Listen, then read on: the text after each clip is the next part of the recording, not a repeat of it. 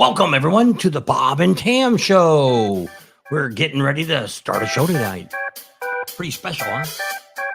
She don't like the headphones. She don't want to microphone. She's so special. I just think it's a little much.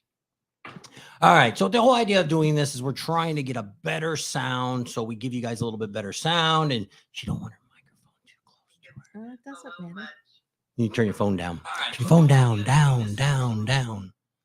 And so we're not totally all done. We've got to get a different camera, which actually one of the cameras I'm already going to use, my video camera, but I can't find the cord for it. So we're going to have to get order a cord. So we can put that in there and we can get you a little bit better shot of our backdrops and things like that. And we're not in the studio today. Had to get all this taken care of, get everything hooked up. We got a little mixer board now to kind of run through to, just try to give you guys a little bit better sound, make us sound a little bit better. And so we'll see how this all goes. And if it all works out, we got to get different headphones. We couldn't find it. Actually, this is my old DJ one, and it's kind of a screwed up one. Half the foam's missing, and it's always for one side, so you could hear the music going out here, and you could hear what's going on in your head. So that's kind of what we got going on today. Zimri, run. Mike's on. Bike Piper. Christian Biker. And Janice. I guess we're all caught up. So if you can't hear her, complain to her because she don't have her microphone close enough. I can hear myself. You can't hear me? Just barely. So what we're going to talk about tonight is we got a few things we're going to talk about is, I don't know if any of you have seen that. I already seen a couple videos on it, but Harley Davidson has taken a few dollars off of their stock has dropped. They came out and put a less projection on what their sales are going to be. I think they're about 5 or 10% lower than what they had predicted for the beginning of the year. So that's kind of going on. People are still saying it's woke and all that kind of stuff that's going on. Economy sucks. Interest rates really high, and it's a little tough to buy anything right now. So that's going on. Let me get over here and get real switch here as we get this up on our Facebook page. Yep, I put my glasses on because I can't see. Saying hi to each other. 56 degrees and sunny. It wasn't bad here today. It was probably, I don't know, in the 80s. It was cool this morning, but it's warmed up this afternoon. There's Art. Art's on. Clint's on. How's everybody else doing on this Sunday? Anybody watching? Now there's not only the Sunday football, I guess the World Series is going on. So far, I think it's 2-0 for the Dodgers. Dodgers are up 2 games, and I guess Yankees aren't anything. So I guess tomorrow they'll be in New York City. I don't know if they take 1 or 2 days off. Can't lean on the table either. It's bouncing it. I don't know. There it goes. Craig's on. Hey, how you doing, Craig? When are you guys coming down to Arizona? Should be shortly. If you guys come down after Thanksgiving. Neil's on. He says to hit the thumbs up button, which should be right under me. So if you can't hear her clearly, let her know. To me, it sounds like she's cutting in and out. So don't know. You tell me, she'll tell her. So she's watching the comments, so she'll be able to see those if you can't hear her. So what else we're going to talk about is coming up already on November 4th is going to be the SEMA show. We kind of talked about it a little bit on our live the other day, but it really sucked. The one we did in Las Vegas, a couple people came back and said, hey, the sound was just awful, which it was. It kind of cut in and out. What we pretty much did is I tried to just do, because we've been kind of trying to change some different things around. We just shot with the phone. No microphone on it, no nothing like that. And when I first checked it, it sounded all right. But then as it got going, I went back and kind of listened to it, and it kind of sucked. I should have took it down, but we'll just leave it up in case somebody wants to see something on that. But if you looked at the thumbnail today, you seen the gas monkey. What the heck has that got to do with the live today? Well, he's coming to SEMA. So we're getting set up with an interview for them. They're actually working on, they got a truck they're working on. If you go over to their YouTube channel, The Gas Monkey, and you can kind of see what he's building and getting all things like that. So we're hoping to catch up with him maybe right before the show starts or right at the beginning of the show. We've got to reach out to him tomorrow and see what's going on. We've got an opportunity. I don't know if we're going to get up. We've been getting up every day really early and staying up really late. So we haven't had about 5 or 6 hours of sleep the last couple of nights. So, but there's a thing going on tomorrow in Mesa. There's another, which ended up, I don't know. It's a company that took an old Bronco and they painted up kind of like just the colors of the Dukes of Hazzard. And I thought it was actually in the movie, but ended up a TV show. They just, I don't know. It's just something they painted. I don't know, but they're having this big thing out in Mesa tomorrow, Arizona. And we've been they invited us out and it's starting like at 8:00. So we'd have to really leave like at 6 in the morning to get over there in time. So probably not, but well, thank them for giving us a shout out or giving us a chance to come over there and check them out, but probably not going to do it. So what else? So that's going to be going on. There's going to be a whole lot of other people, like Counts from Counting Cars over in Vegas. They'll have a truck in there or a car or something. They always bring something they fix all up. I haven't been kind of keeping up with their channels. So I don't know. But there'll be a whole lot of different people like that have built cars, built motorcycles, things like that, and they bring it to this event to kind of spotlight it. And then besides that, what else is going on in the SEMA show is it's all about the industry of automotive repairs and technology. And what's great about a company like or an organization like this, and you should, if you're into the automotive field or anything like that, you work at a dealership or whatever, you should kind of belong to this group because they do a lot of different things. They give you a lot of insight on electric cars. They talk about hydrogen. They talk about insurance. They just all these different seminars. A lot of them are free. Some of them do cost, but they're put on by the industry. And it's kind of a neat thing. And we'll give you a little bit, like I say, last year was our first year going in. We kind of were just kind of lost, didn't know what we were going to do or what we were going to see. This year, we got kind of a little bit better plan on how we're going to do things because we just didn't know what we were going to show. Because it's not something that you could just run down tomorrow and get a ticket to go there.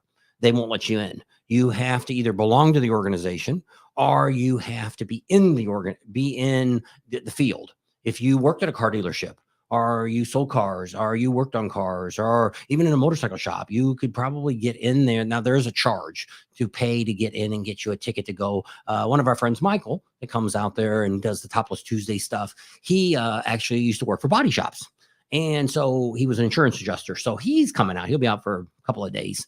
And we'll be meeting up with him. And there's a couple of other not YouTubers, but a couple of other subscribers. You remember who's supposed to be coming? Somebody told you the other day they'd see us in SEMA. Yep. Not right off. Coffee and Brews was there last year. Brews and Baggers, I guess that's what it was. We saw them last year. So we'll be seeing other different people. If you're going, let us know. And we'll be getting there on Monday as we get there. And we got a few things. He had 2 passes, but he can't make it this year. Oh, well, if anybody's looking for passes to go, you went around Las Vegas, let Salty Bagger know, and maybe he'll fix you up. Never know. It's just a really cool thing. We ended up getting the motorcycle lift last year. We're actually looking for a few other things I need some new shocks on my truck and stuff like that. We're going to see if we can work something out with somebody on that. Love to get a car lift, but we'll see what happens. And you never know when you go there, what's going on and if there's people that want us to promote their items.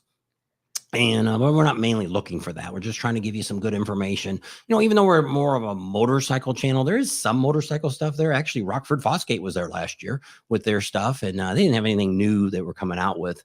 But we got to talk to them. They came on camera, the same people that you see at Black Hills Harley and out in Daytona.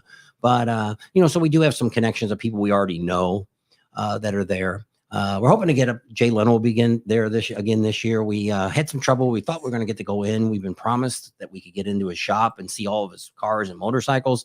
And when we finally got the one contact that we had, they said, "Oh, we don't do that kind of stuff." Well, they did it with other ones. So I guess apparently we're not at the right place. So we'll have to do some checking. And if Jay's there, we're going to try to pin him down and be just cool because it's not too far from here. We've got a couple other big sponsors that we're working on right now that I don't want to say too much because you could pretty much figure out who they are by me telling you what they're going to offer us. Not for money wise and things like that. but just help us to get to the rallies and things like that, and see how that all turns out. We did a video yesterday, if you've seen that, a little short that I did, that I've been kind of thinking about this, because actually I put out some of those videos on Daytona. We weren't in Daytona. We haven't been at any of the fall rallies for probably the last 2 or 3 years, maybe 2 years, maybe 3. I don't know. When we first started, that's what we did. We started out with the fall rallies and went to the spring rallies, and then came back and did the fall rallies, and then we didn't do them anymore.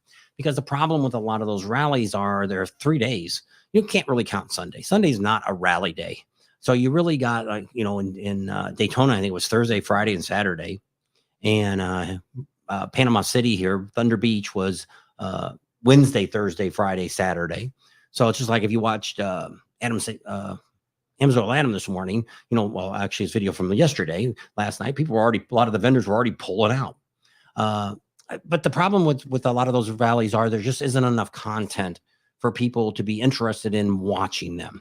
So what I kind of been doing in this last couple of years is I've been kind of putting some feelers out there, and because a lot of the stuff is very basic, just like in Panama City. We showed you some great places to go eat. We showed you where the bikini girls are going to be at, where they're going to be cleaning the bikes and stuff. And it's the same places they're at every year.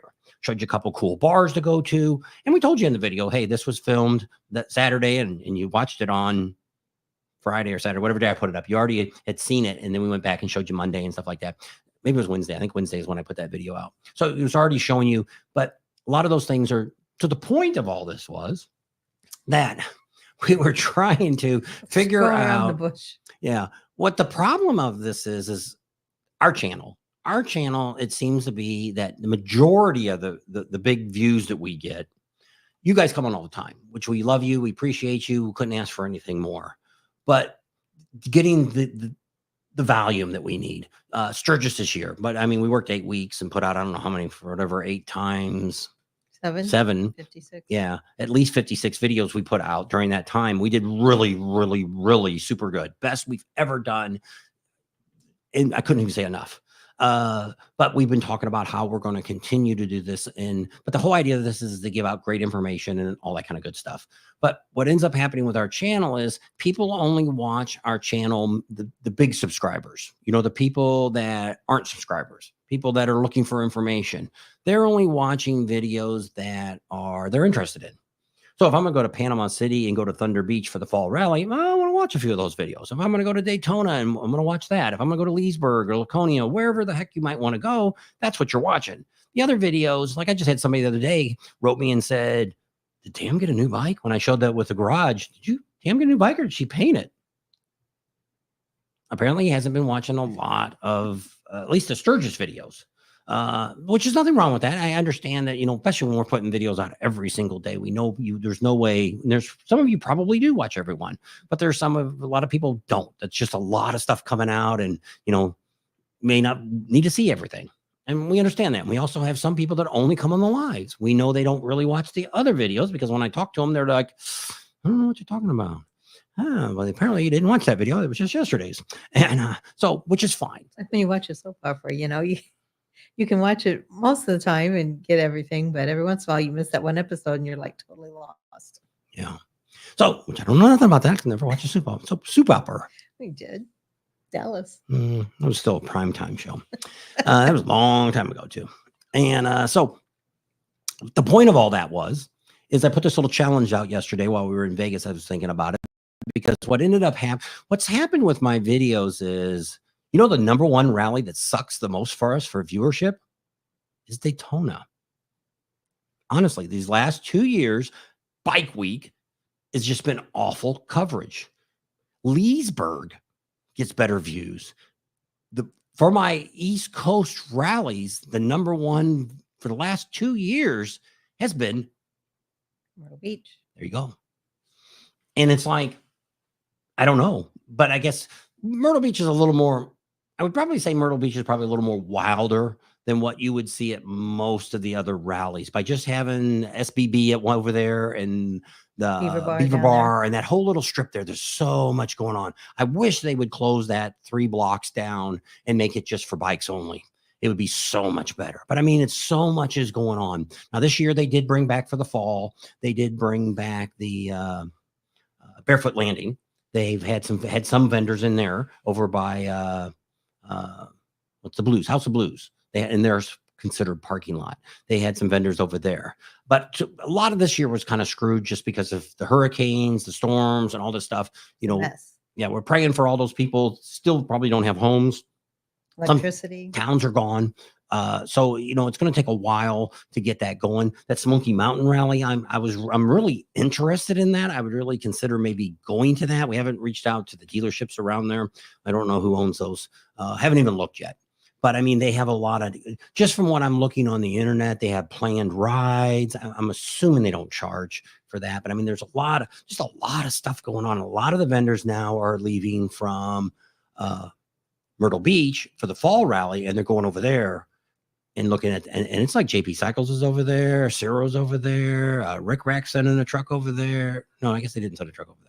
But a lot of the vendors that we know, Amzo Adam this year went over there. He actually had a small truck over there still in Myrtle Beach. But it's the last 2 years, it's only been 2 years they've been having it. But the point of all this is we're looking at viewership of videos. Like here between Daytona and which I put about 4 or 5 videos out. I only put one out on Thunder Beach. It actually at Thunder Beach took off a lot better. Actually turned into be my #1 video at the moment for viewership for this month. Yeah, for this month. And I'm like, holy crap. I told her, I said, we might need to think about doing that next year. And the fall rally, that is. So that's the point that we're looking at. Somebody actually asked us that the other day, sent me an email and said, what are you doing with your channel? Are you guys not going to cover rallies anymore? Because like he had heard where we were talking, maybe his last live or whatever, that we're not doing the fall rallies. And I'm like, well, it's no different than we've been doing. But I mean, we're still set up for next year. We've already told you all where we're going to be for the 2025 rallies. And we're at an Arizona Bike Week on, which we didn't have before, just for the fact that we're able to fly into some of these events.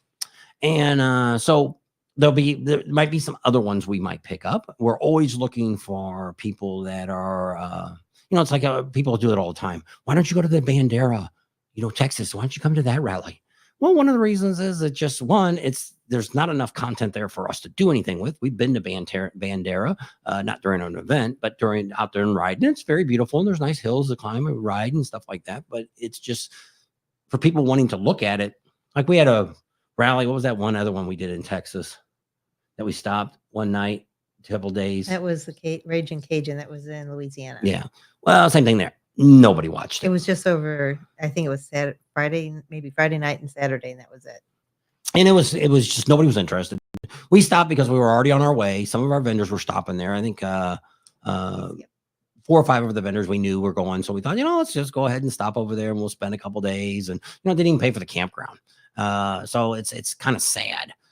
So that's what we're kind of looking at now. We're working on, we got something in Vegas. We're hoping we'll know in about a month from now that if it's going to give us some half price lodging at some of the events. And if that works, we'll be able to add more things on because we'll have a little bit more money to spread around and do more events. But the problem we have when we go to an event is we need a motorcycle and we got to find a place to stay.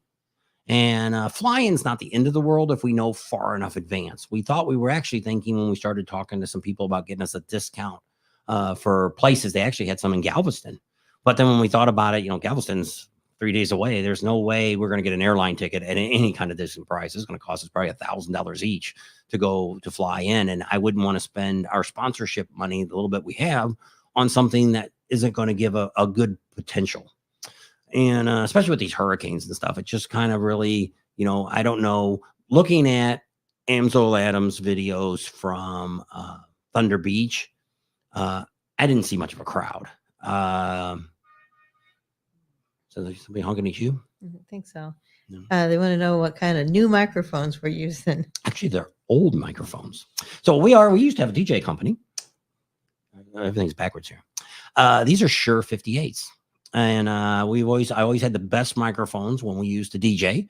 And I have several of these. I sold a few of them, but I always had that. And so when I started looking into starting more of a podcast design to where we could control stuff, there's all kinds of neat little things here. I don't have all my toys talk.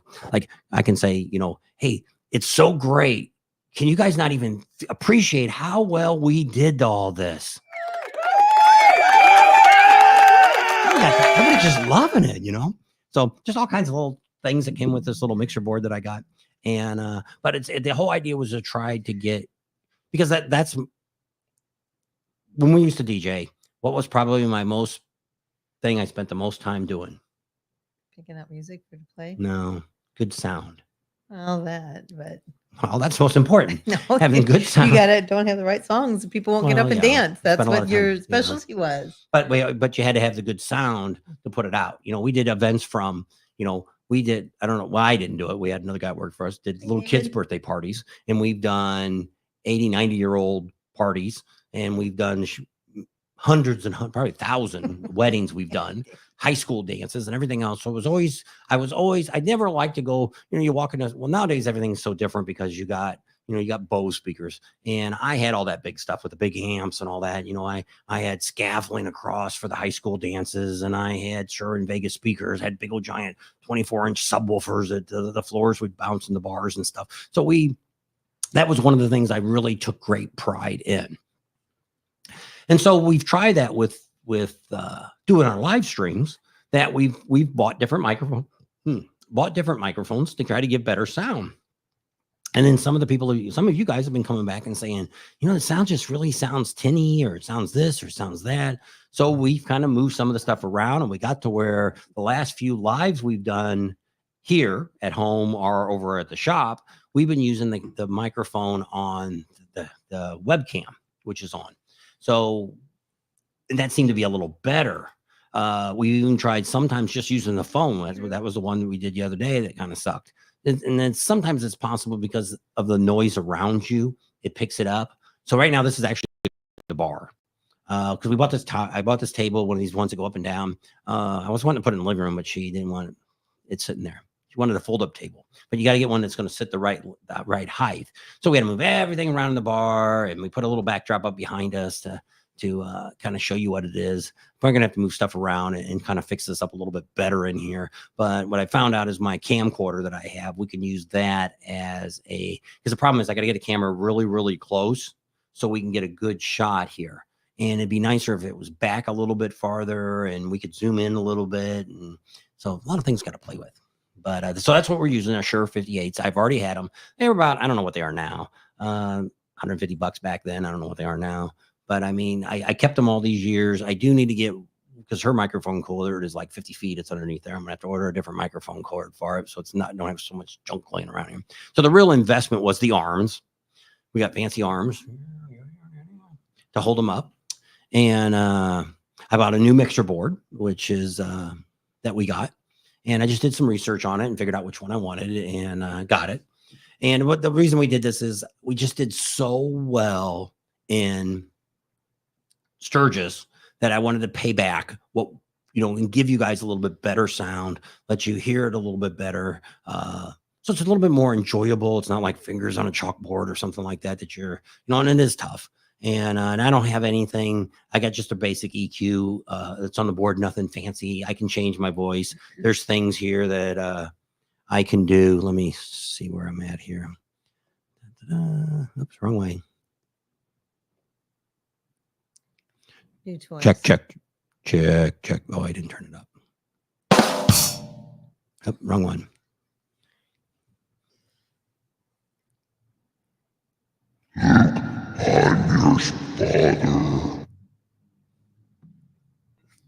I'm your father. Hello.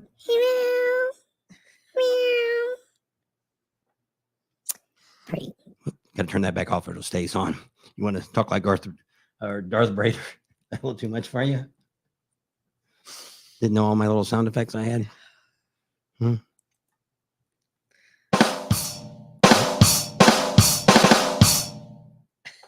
little drums there for you. Huh? A little too much for her. Yes. I just love it. It's too funny. What's too funny? Well, that's entertainment.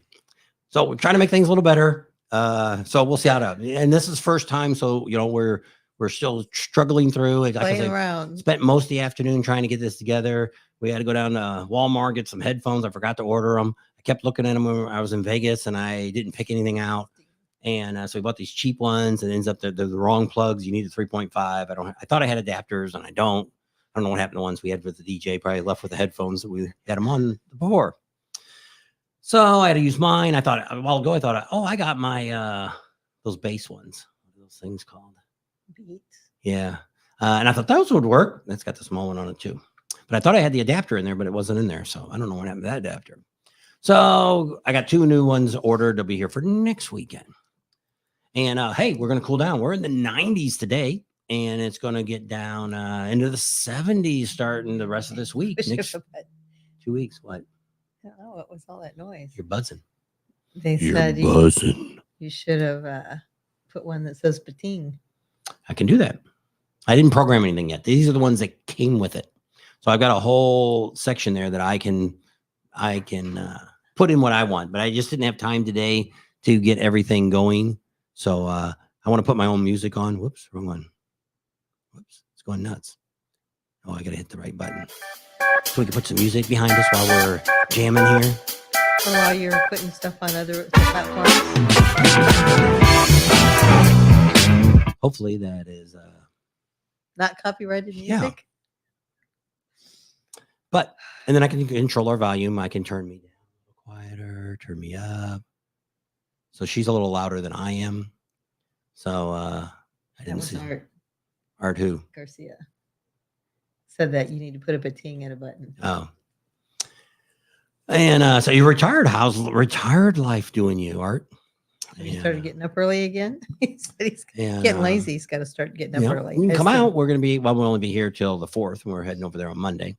He said he might go out to Vegas with us. All right. And so, yeah, we'll be out there for that. And then we're also going to be out there for the Meekum auction. That'll be coming up in January. So that's a ways away, towards the end of January. It's actually the end of January and the first day of February 1st.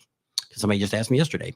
Somebody said, oh, we did that short at the dealership, the Las Vegas Harley dealership there on the Strip. And they had that nice old panhead behind us. And somebody said, hey, see if they'll sell me that bike. I said, well, I can get you a bike just like that at the Meekum auction. And he wrote back and said, what days is that? I think it's the 27th or 28th. Nope, it's 29th. It's Minnie's birthday. To the 1st. I thought it was the 2nd. No, because you only have in, so whatever it is. It's like starts on Wednesday and it's over on Saturday. And so we'll be out there for that too. Not sure, not looking to buy anything. Don't know what's going on. Terry's not on. I could ask him if he was going to go. We've seen him out there the last couple of years. Yeah. Terry Scott. Oh, here's our friend, Mr. Microphone. Hello. It's too much far. So what else are we going to talk about is, so Vegas was pretty cool. We got a bunch of videos on Las Vegas. I haven't put anything together. I didn't even download nothing yet. Showed you a little bit about before the race. They're all getting ready for the race. It'll be really hectic next week when we get there. So it's about 3 weeks from now, they'll be having that race. So the week after we leave, they'll have the race that next weekend. And traffic's not quite so bad, but definitely on the Strip it is. And what's crazy is once we got past one place, there was not a car in sight. And it's so funny now because they're doing so much different construction at the end where Tropicana's at, of course, because it's not there anymore. And the other end where the Mirage is at, because they're building the Hard Rock, there's not all those lights flashing and everything, and it looks really dark. So it's funny. You're driving down the Strip and all these flashy lights, and then you get down a little bit further and no lights. It's dark.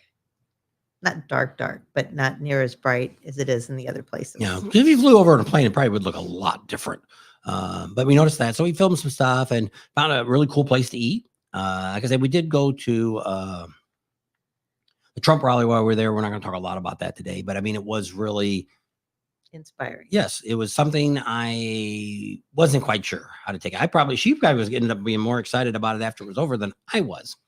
Well, I didn't really care. I really wanted to go years ago, and we watched a lot of his stuff on TV and YouTube or whatever.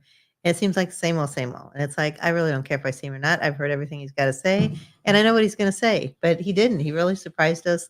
All the speakers they had were very motivational. Anyway, it was great. It was well worth going. If you get a chance to go, I'd go to one. Run out of time. I think about 9 days left for Yeah. election. So yeah, it's make sure you vote. Get out and There you go, vote. Vote. Everybody should be out and voting, no matter who you're voting for. Just get out and vote. That was the theme of the whole program was your vote does count, and pretend like your vote is the deciding factor in this election. So no matter which way you're going to vote, how you're going to vote, you need to get out and vote. And don't say your vote doesn't count or it doesn't matter, because it's so close. Your vote does count this time. So get out and vote. If you've already voted, you're supposed to grab 5 people that are thinking about maybe not going to vote, or I'm not going to vote, or they've never voted. Get them out and get them to vote. Which I didn't see this video. I only saw a clip of it. But that JD Vance, I don't know where the hell he was at, but he was sitting there talking about how we have that same problem. We have a family that is split. We have one daughter that is so far left, it's ridiculous. And we have another daughter that's really far right that believes in all the conspiracy theories. And so we have a very split family. So during the 2016, we had one daughter that pretty much wasn't talking to any of us. And that's really sad. You know, it's always been, you know, that's one of the things about America is that you have freedom of choice. You have freedom of speech. And we don't. Actually, just seen a little bit of Dr. Phil was on a while ago, and I heard him saying a little bit about that, you know, that's what America's all about. And why, which it is. We talked a little bit about politics the other day, and I don't know if this is the reason, but I mean, I lost 4 subscribers after that video came out. Within just a short, probably 30 minutes to an hour, four people dropped off. Now, I don't know why they dropped off. Sometimes YouTube pulls them out because they think they're a troll or something like that. So I don't know if it was because we talked a little bit about the election, which we didn't tell you which way to vote or anything like that. But it was just curious that, which I talked about that before. I had a guy that came on my personal page, which I don't really, if you want to be my friend on my personal page, you really aren't going to see much. I don't really post anything on my personal page. I post most of our stuff on the Bob and Tam's page, because most of the stuff that we're doing is related to what we're doing with our YouTube channel. So I don't really put much on it, but I do comment. I have some friends on there. I have people I went to high school with and grade school and stuff like that. So there's a lot of, you know, I am commenting on some of the stuff that they put on there. But this guy came on, and I guess I put up the logo of one of the things that I've been doing for quite a long time. And she told me the other day she went and watched the Reagan movie and said that it was, that's probably where I got this from, which I have no idea. But I've always said for a long time, are we any better off today than we were 4 years ago? And that's how I voted. That's how I voted for a long time, is we've been doing that. Now, sometimes she doesn't always vote the same way I do. And because she doesn't see my way. And not that she goes, actually, she went to an independent one year. And because she wasn't going to vote for this one person. And so it is what it is. But it's like, but I mean, I didn't disown her. I didn't beat her over the head because she voted for somebody else. It was, you know, and she gave me her reason why. And I'm like, okay, I'm okay with that. It's not, you know, neither one of us went to bed mad because we voted for the other person. And people should, you know, I don't know what has happened to our country. And it's got nothing to do with Trump. People will say that's why it's all like this. This was way back during Obama's time that things seemed to start getting this way, where people were, you know, you were afraid to put a sign out in your front yard. When we lived in California, if you put down you were going to vote for Trump, somebody key your car. Yeah. If you had a sticker on the back of your car. Yeah, we had a one just in our little patio area, and I put 2 up, and somebody took it both times, and I'm like, whatever. This is in 2016. Yeah. So, but I mean, it's why? You know, they just caught some crazy guys. You know, there's a bunch of videos on there, people stealing different people's signs and stuff. And it's like, what are you doing? What are you doing? Well, one of the things I'd like to do, which we got some lady out here that are putting out wall signs and Harris signs, and they're putting like 10 of them along the road. And I'm like, all back to back within a foot of each other. What is your purpose? You know what I look at when I drive around? I look at people's houses. That's how I judge political signs, is I look to see how many of each one are in each area. And we've done that ever since in 2016, we did that. In 2020, we did that. We could, but you couldn't really tell. But it's just to me, I get more of an understanding when I see them in people's yards versus sit on the street. Now over in Vegas, we couldn't figure it out. There were a bunch of people, which I think are people are drawing big fancy mustaches on these giant signs. Yeah, At first, we couldn't tell Vegas. if maybe they were doing it to because it looked professional. It was really nicely done. If it was like maybe there was something like maybe that person because it's these giant billboards that are the size, I don't know, there must be 10 by 5 or something, or they're big, and there's like 20 of them in a row, all different ones. Well, if the one with the mustache on it, you definitely seen it. And I don't know who it was. I wasn't paying attention. That one had like all of them had mustaches on them. Every person or all the same signs? No, every different. There was all different representatives. Well, then it probably was fake. But then we did see one somewhere else in Vegas that you could. It was really dull, so it was hard to see. And I said at that point, I thought, well, I guess somebody is doing it. I don't know who. I don't know what the story is. But I mean, it's weird. But I mean, when you look at an intersection and there's 25 signs, it's not proven anything. And at this point, if you don't know who you're going to vote for, you're probably kind of lost at this point.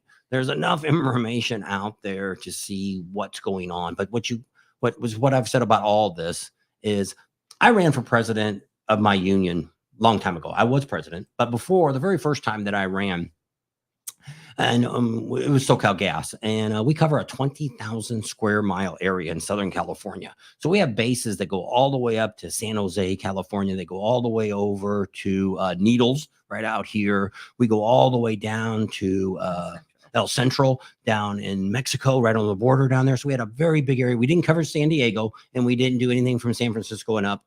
But San Diego was San Diego Gas, and up there was PG&E up north. But everything else was all our area. So you had a lot. I'd be gone for days campaigning. So the first time I went out and did it, I campaigned, and this girl that ran against me just slandered the crap out of me, was saying all these lies about me and all this stuff. Well, I started getting, when I was at the bases and they would tell me this, I started having guys sign documents that what she had said. And one guy recorded it on his phone and stuff so I could see it and stuff. And he sent it to me. And so after the election, I lost, and I contacted a lawyer, and I called the lawyer up and said, hey, I want to see about going after somebody that slandered me. And he said, well, come on in. We'll sit down and talk to you. So we both went, and I had some of these documents and stuff with me. And he said, first thing, he said, well, tell me a little bit about what you were doing. I said, well, I was running for president at the gas company for the union. And he said, how do you vote? I said, well, they're mail-in ballots. He says, then I can't help you. And I said, what do you mean? Well, anytime that there's a ballot done, they can say anything they want about you. If you were running against me, I could say you're a pedophile and there's nothing you could do about it. We could say you robbed banks, you did this, you've done this, you came from Russia, or whatever I want to say. I could say, and there's nothing you could say about it. Well, that's the problem with America, is you got all these politicians that are just bad mouthing each other, saying this one's saying this one's going to do this. First of all, every year, probably for the last 10 or 15 years, maybe 20 years, they've always said they're coming after Social Security. Nobody's coming after Social Security, but that's a scare tactic that each one of them use on both sides. Social Security Social Security is only there for retired people or somebody that's on disability. Now, Medicare, Medicaid, now that's a different story, but they can take money out of that. That's not part of Social Security. That's a whole different ball of wax. So there's a lot of other things that can affect that, but what you got to look at, that's like I do. I look at it. Was I better off 4 years ago than I am today?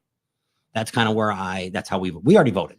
I just checked our ballots. They already said they got them. They received them. We're good to go. And so we're done. We've done our thing. And we voted ever since we've been 18 years old. We have voted every president election. We have not missed one. Now, we didn't always vote for senators and things like that because we didn't really before know who they were. And that's, I think, where our country got screwed up. Before 2016, we really didn't get involved in politics. Now I spend a little more time researching stuff ever since 2016, really. And we're not going to get way into all this stuff. I got a lot of stuff on Obama. We actually went to Washington, D.C. as a union. Our headquarters is in Washington, D.C. It's actually right around the corner from the White House. And we went there to go talk to Obama, had an appointment with him, everything else. I flew all the way there from California to Washington, D.C. And what did he do? He blew us off. and wasn't real happy about that either. But there's a whole nother little story I can tell you about that, but we're not going to get into politics. But you should just really look into what, if you're voting, like we just talked They all to lie. a young guy in Vegas that was telling me some stuff, and I'm like, well, one of the things I there, which I've seen this already, that somebody's going to get in office, and what they want to do is put a carbon emission tax on cars that are sold that burn natural gas, or if they run on propane, or if they run on natural gas or gasoline or diesel, there will be a tax put on it. Well, we won't pay that tax. They're going to put it on the corporations, the manufacturers that make these cars. So in turn, we'll be end up getting, and we're hearing anything from, could be as little as $5,000 up to $100,000 per car. So the idea is to force you to buy an electric car. Well, I'm not going to get into all that because I worked for SoCal Gas, and there isn't enough electricity in the United States by not using fossil fuels to make the electricity. So I don't know how we could ever go to 100% electric. Electric cars are good in their case, just like, you know, some of you might have. I rode the Livewire before. It's a cool bike, but you know, what am I going to do with it? You know, you can only go 50 miles on it round trip. You know, 50 miles there, 50 miles back, and it's going to be dead. And you can't do a fast charge on it. So it's a 8 to 12 hour charge. So if I was going to go anywhere with it, it isn't going to work. Just like back in November last year, some moron put a video out saying that Harley was going to make their touring bikes. It was an AI video, all electric. First of all, that would never happen because you can't go more than 100 miles on a charge, because they can't put a big enough battery in a motorcycle, and they can't put the kind of battery that can take a fast charge that you could do in 20 or 30 minutes. So there's our point of electric cars. We'll get off of that. So what are you doing? Did you guys make it to any of the rallies? They just had one this weekend. I think it was going on. Madison Square Garden. Somebody's at Madison Square Garden? No, that's where the one Oh, is no, I'm right talking about now. motorcycle rally. Oh, I was going to say Arizona, down at Cave Creek. They had their Biketoberfest that was going on. Neighbor across the street, we were trying to track him down. I think that's where he ended up going. Ray.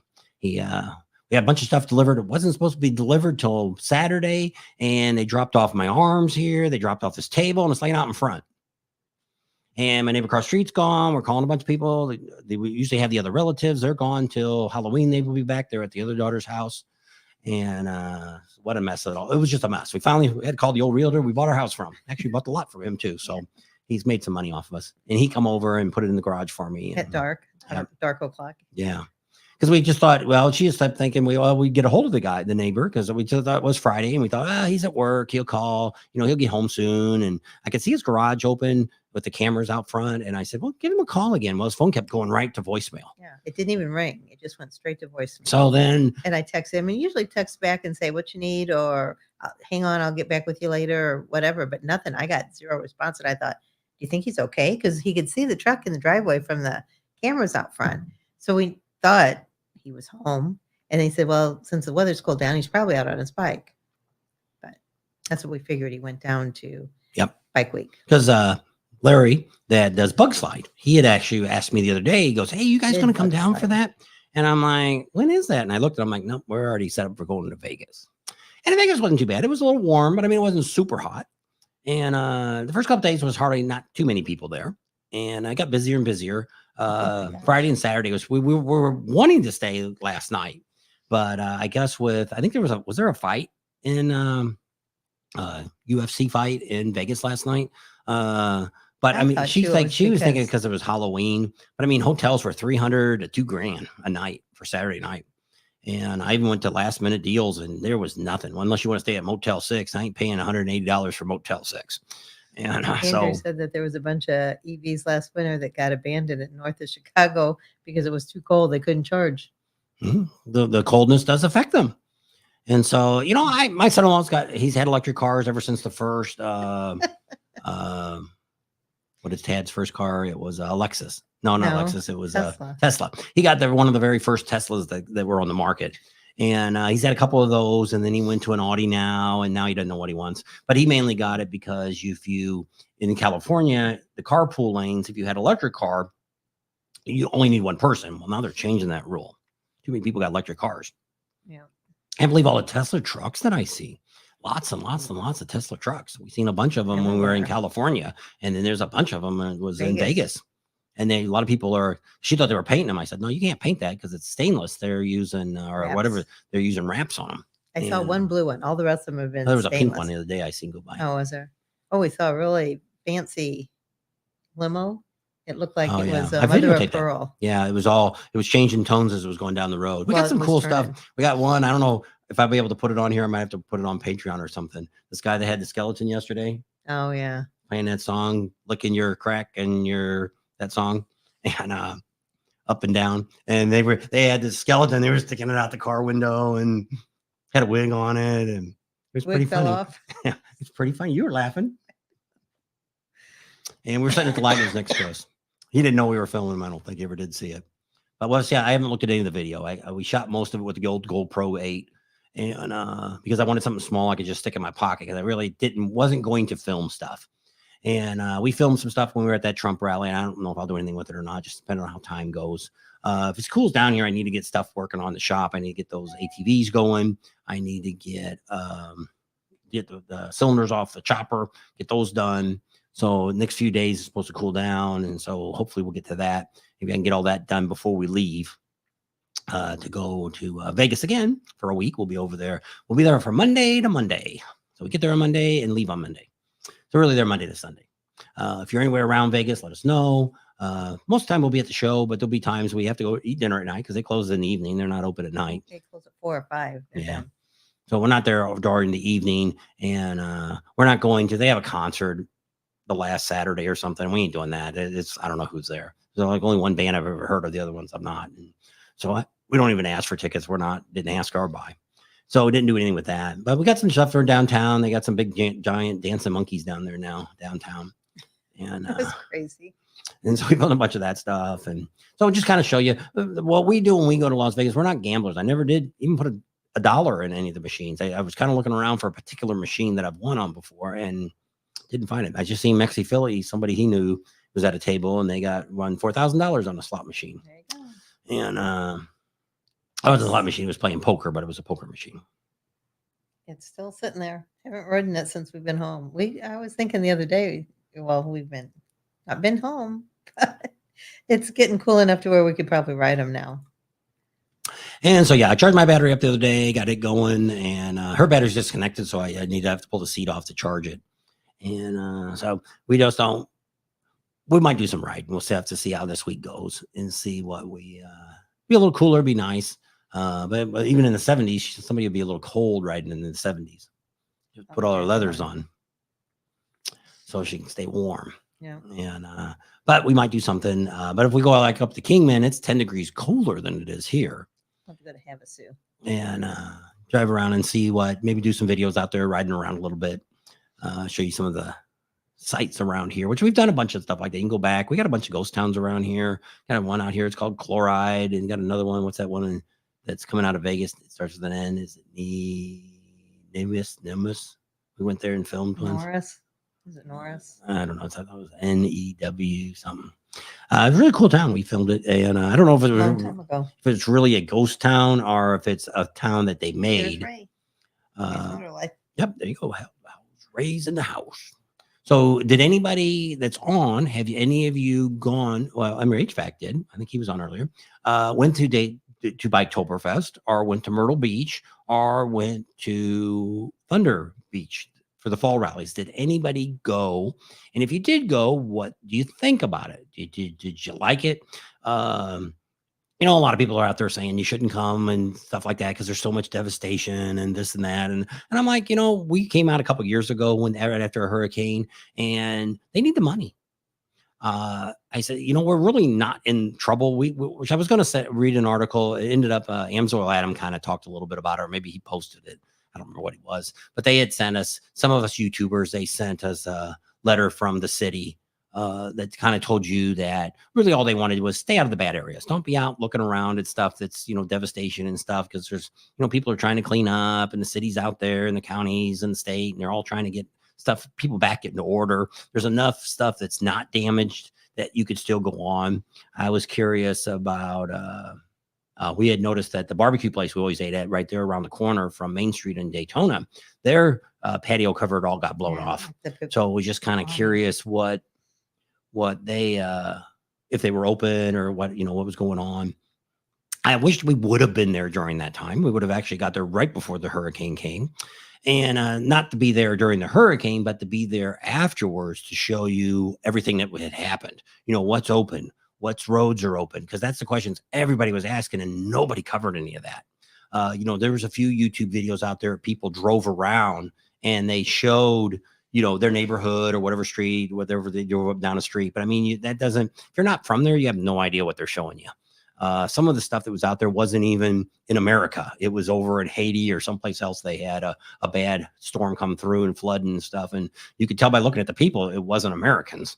And that wasn't that type of neighborhoods. But I got far behind. I was looking for that town. They're saying hi to Raise Motto Life. Got to be true to yourself. Preach from cherry trees and have fruit on them, plus a bonus in the spring coming in. So I guess it must be springtime going into summer for Rowan in Australia. They're saying hi. Betting from Florida. Big Ben's on. How you doing? How's your daughter feeling? Hope she's doing good. Went to Biketoberfest and had a great time, Daryl last said. We met him down when we were in Pigeon Forge. Went and had dinner with him. Him and Tammy. His wife's Tammy, too. Oh. Hi. We'll let her catch up. Did you bring my jug in here? Yeah, it's down here. Gotta get a refill. So, do you think we sound better or worse? I can still send all this stuff back. Big Ben says, Neil, one day I'll be blue like you. Blue up in the cold. They're saying hi to each other. It was a mess. Rod King said it was a mess. Daytona was? I'm assuming that's what he's talking about. Yes. Raise Moto Life does have a channel. He's at the live streams, he said. Instagram, but not much on YouTube.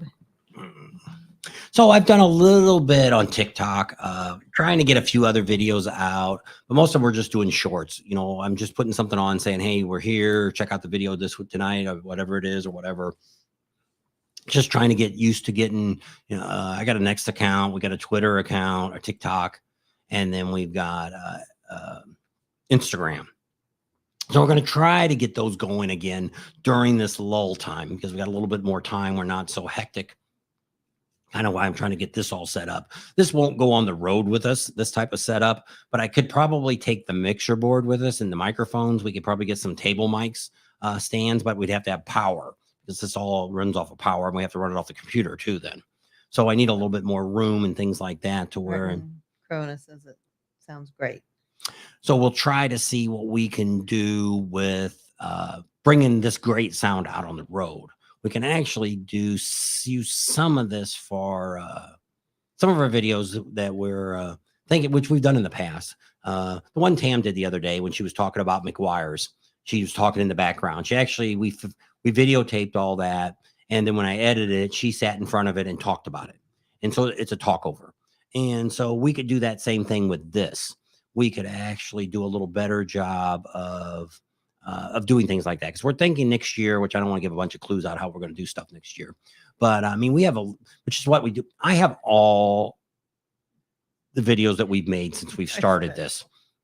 Now I am having some trouble with some of the videos that they didn't download, some of the hard drives. Like I say, I lost a lot of Sturgis videos, which is life is life. And that's the way it goes. But I mean, there's a lot of people like Amzo Adam. He don't keep nothing.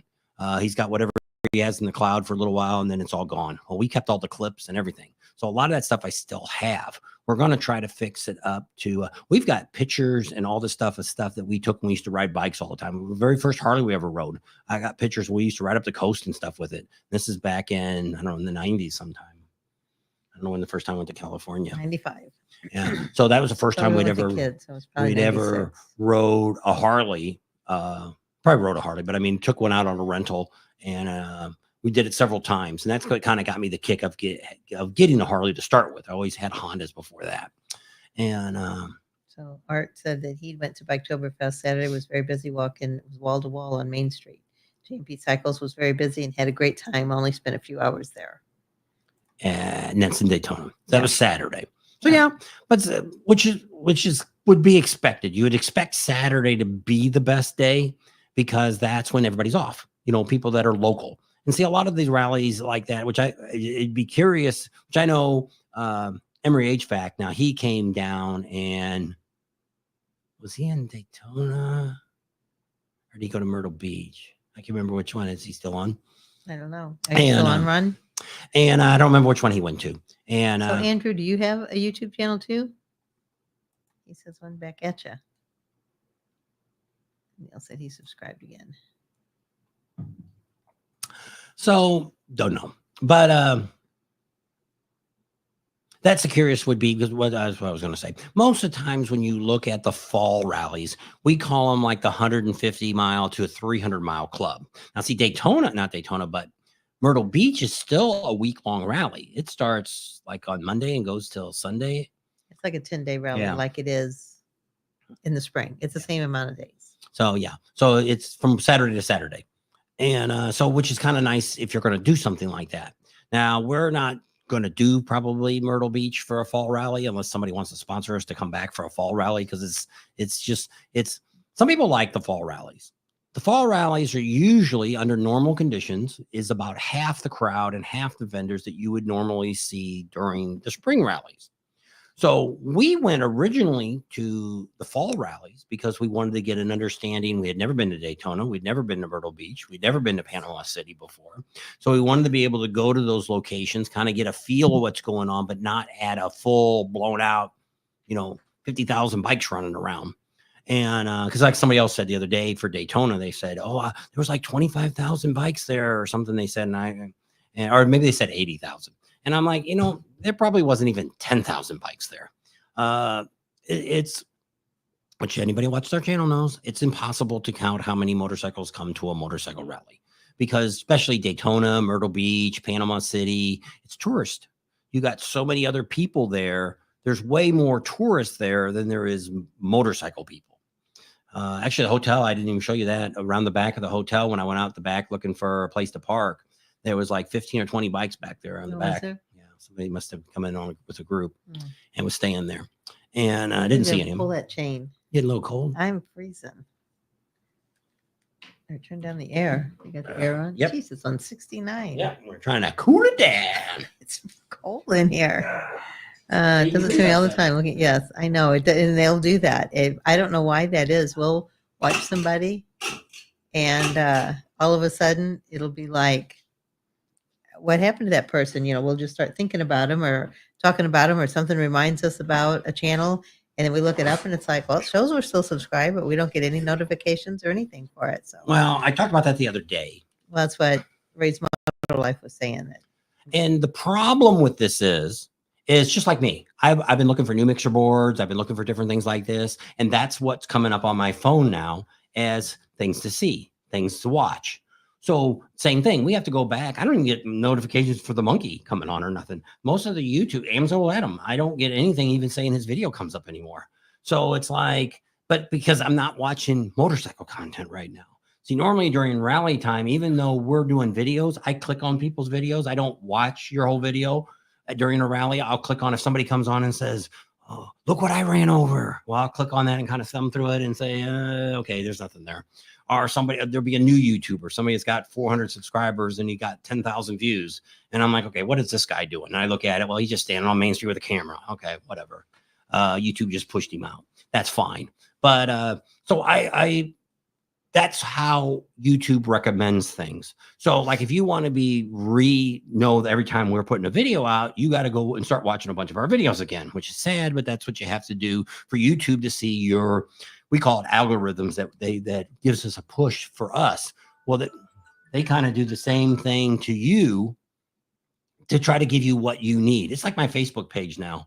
I guess because I'm not doing much on Facebook, that my personal page, I get all these stupid things coming up. They're like AIs or something. And it's like, I don't know what. And I keep clicking on there. I don't want to see this. I don't, because it's the thing. Check out this feed. Check out. I don't want to check out any of that crap. If I was interested in it, I would look for that. I'm not interested. But I guess because I'm not putting anything on it, I'm not writing a lot on it. I'm just kind of thumbing down and looking at stuff. And so they're trying to say, well, here, we're going to push a bunch of stuff to you so you can look at this crap. Well, it's not real. Like there was that one day I told her it showed this monkey was down in this pit where the alligators were at. And these alligators were trying to get the monkey. Well, you could tell it was fake to start with. The mama monkey was trying to grab the baby out of the pit.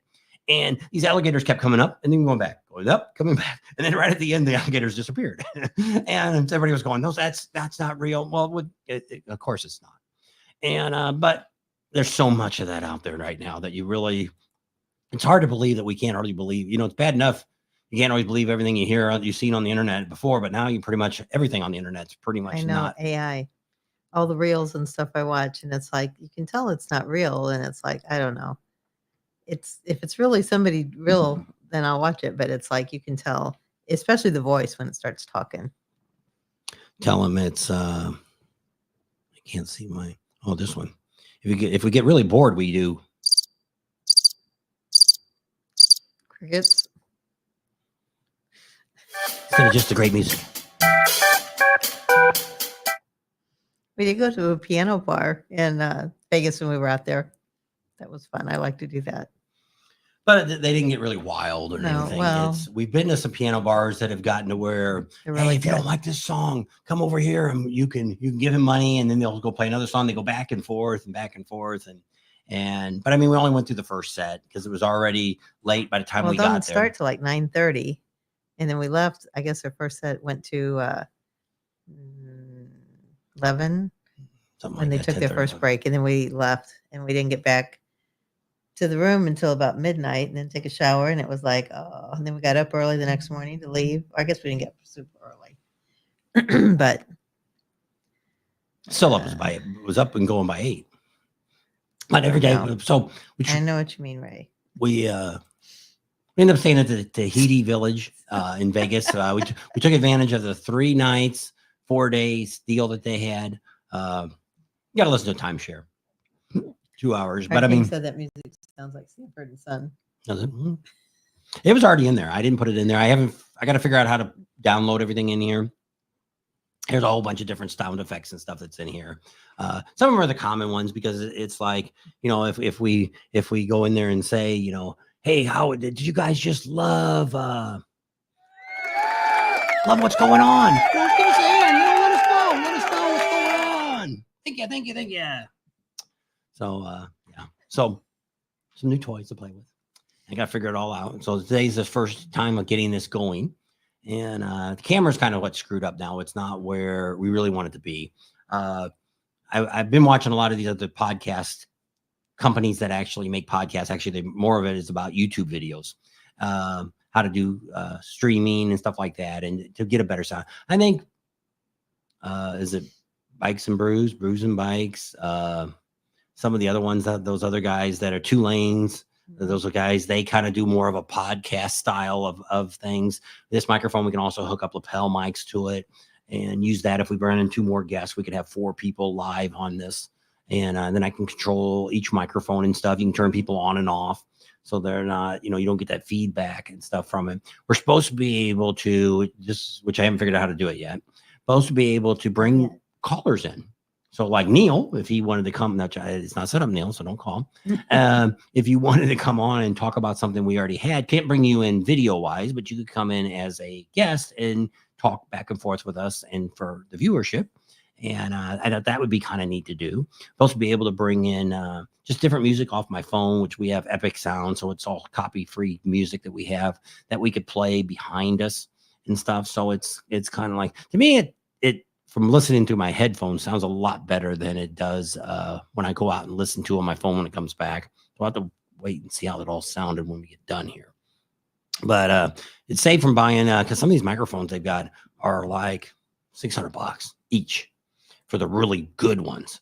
And so when I started looking, I seen somebody else had wrote, I said, well, how about a Shure 58?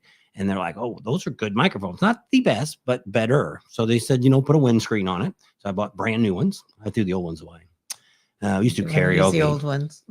Yeah, we used to have microphones. We did karaoke. We did the sound for karaoke, and she sang quite a bit. But we had our own microphones for us, and the other ones for the Didn't people. want to use what they were. Well, I guess it was during COVID. They used to call them mic condoms, and they were like little rubber things they would put over the microphone and take them off in between each person talking. I don't know. These are driving me nuts. You got new ones coming. They'll be here next week. I don't know. They have ones that are like earbuds. I guess. I don't know. So, but it's also set up now. Once we've got the headphones and all that set up, it's easier for us to bring a guest on, because that's the problem when you bring a guest on is if you're watching it on here, like you're watching YouTube now or watching Facebook or whatever you're watching us on, there's a delay. There's like a 10 or 15-second delay. So if you talk to us on camera, then things aren't always there's a little bit of a delay to where if you're listening through the computer, it's going to start echoing. And so some of them don't use earbuds, and I see some people like that, but I think what happens in some of the ones when I see, I don't know if it's the monkey or who it is, got a dozen people on the screen, that some of them aren't catching up what's going on because they're not hearing it live. So, but what we used to do is just put the earbuds in, and that's how we would, when we turn all the sounds off, everything, we'd listen through the earbuds. That way you're hearing them live talking to you. So if not, you can really get a bad echo. So if you ever hear somebody doing live, got guest on with echo, that's kind of what does it. So Neil says he's delayed because of the distance. Yeah, we actually filmed this yesterday. This was Saturday live. Neil's always a day behind up there in Alaska. He thinks that. I said there was already starting to dial. There's something else I was going to tell you. And I don't remember what it was. Oh, that town is Nelson. I looked it up. That's another ghost town that's around here that's kind of cool to go check out. But I mean, we got some cool things here. We're not going out and doing those. You can go back and do a search and you'll find us. One's Chloride and another one's Nelson. Nelson's a little bit cooler than Chloride. Chloride's still actually going. Got a town, small town. They got a hotel and a restaurant and stuff there. Nelson's more of a, more people use it for photo shoots. People use it for. Didn't they charge if you're there over a certain amount of no, time? they charge you if you were going to do commercial. They wanted you to pay. They had a mine there or something you go down to. And there's a plane that crashed too. That's down there. No, that was just from a prop. Oh, from a movie. Yeah, that you could take photos and stuff in. So we told them we were promoting it, so they let us do it for free. Go in there and film it and just talk about it. We weren't, probably didn't make a lot of money on that video either. We must have had Charlie with us because there's a couple of pictures. Charlie's on this, like a wagon that's got hay on it, hay wagon. And I found that picture the other day. So Charlie was with us at that point in time. And Karen's not on. Everybody keep Karen in your prayers. She had to put her puppy dog down today. So that was sad. She's not on tonight, but I'm sure she's pretty upset. And it's always tough. It's just like she was just talking the other day. They were, I don't know what news, whether it was in Vegas or California, whatever. They were showing these old dogs that are like at rescues and stuff. Like maybe somebody older had it and they died and the dog went to a pound, and then it's only got a couple more years to go before the poor dog will be gone. And I said, well, there you go. We could adopt a dog for a couple years. I couldn't do that. Oh my gosh. You get so attached to him. And then if something happens to him, oh, it's bad enough. It happens in 13, 14 years, but to have a dog for a year or two and then it die, oh, couldn't do it. So we're not a dog in our near future yet. And I think when we stop traveling so much. Chip's on. It wasn't so bad when our daughter lived a little closer. She could watch the dog. We could always go over there and fly out of LA or something like that, Orange County. But now since she's in Kansas, that's just a little too far. And so it's easier for us just to go down up to Vegas. It's about an hour and a half drive for us to get to Vegas and fly out of there. And a lot easier to do that than it is to go all the way to Vegas or to LA. It's about a 4-hour drive for us from here to get to LA. And Phoenix is about that same distance, about 4 hours 3 to 4 hours to get to Phoenix from here. So we do Vegas. And happy birthday to Ray's Motor Life. His is on the 28th, his birthday, and his wife's was on the 16th, I'm assuming. His was on Thursday, the 24th. So And then Neil's is coming up. This is in the first part of November. Yep. So A lot of end of the year babies. love the puppies, hate the loss. Yes, that's, I don't know. They don't live long enough, that's for sure. We'll all have to meet up together and party, Neil says. And so just a lot of things. So typically all of our rallies are set up for next year, the ones that we normally go to. So, we'll start off in Daytona Bike Week. We get there about 3 days. I think we get there Tuesday before the rally starts. We'll be there for that Tuesday. And then we leave the Tuesday after the rally. Then from there, we go back home. We'll be doing Arizona Bike Week. And then we'll come back and do Leesburg. We fly into Orlando. The Monday, I think the same thing. I think most of our flights come in on Tuesday because it seems like Tuesdays is a cheaper price. So we come in on Tuesday, and we won't be staying in Leesburg. We're going to be staying in Orlando. We're working on motorcycles right now. We've got 2 locations that are working on supplying us with bikes. We'll find out soon about that. One of them said no problem, but how that works. And so we're not saying anything about who any of those are yet. So we're looking at that. So from Leesburg, we stay. So we do Leesburg. From there, we go right over to Panama City. We'll do Panama City. Same thing. We arrive there the Monday or Tuesday before, and we stay there. And then we have 3 or 4 days to get to Myrtle Beach. So we're there for the Myrtle Beach the whole time. We have a couple different options for Myrtle Beach. We're waiting to see which way we're going to go on that. Somebody invited us to stay at their house if we want. And we've found a hotel too that's reasonable. So we might have to still stay at his house a few days either way, just for airport and stuff. So that's all set up. So from there, then we go back home. We fly back home after Myrtle Beach. Then we sit there till June something, and then we'll head to Sturgis, and we'll be there for our 8+ weeks again. Thought we were going to get out there earlier, but we're ended up probably going to do the exact same time we were there this year. Will be the same time we'll be there next year. So that'll be about the same. Nothing changed on that. Echoing a little bit there. It sounded funny. Yeah, you got a little too close or something. I don't know. Check it. So from there, then we're back to where we go back. We'll do Bikes, Blues, and Barbecue, and then we do Ocean City and Bikes, Blues, and Barbecue. Those 2 will be probably pretty well set up again for next year. Ocean City is definitely Bikes, Blues, and Barbecue should be no problem either, and then that'll wrap us up again. So that's kind of the same scenario we did this year. Will be the same scenario next year. The difference is we're just not staying in Florida that whole time. So we won't be going down to Port Charlotte. We won't be going over to Fort Myers. We won't be doing any of that extra stuff that we do, and all the extra weeks that we're there before, the week before. We're not doing all that. We'll only be there a few days before, and that's it.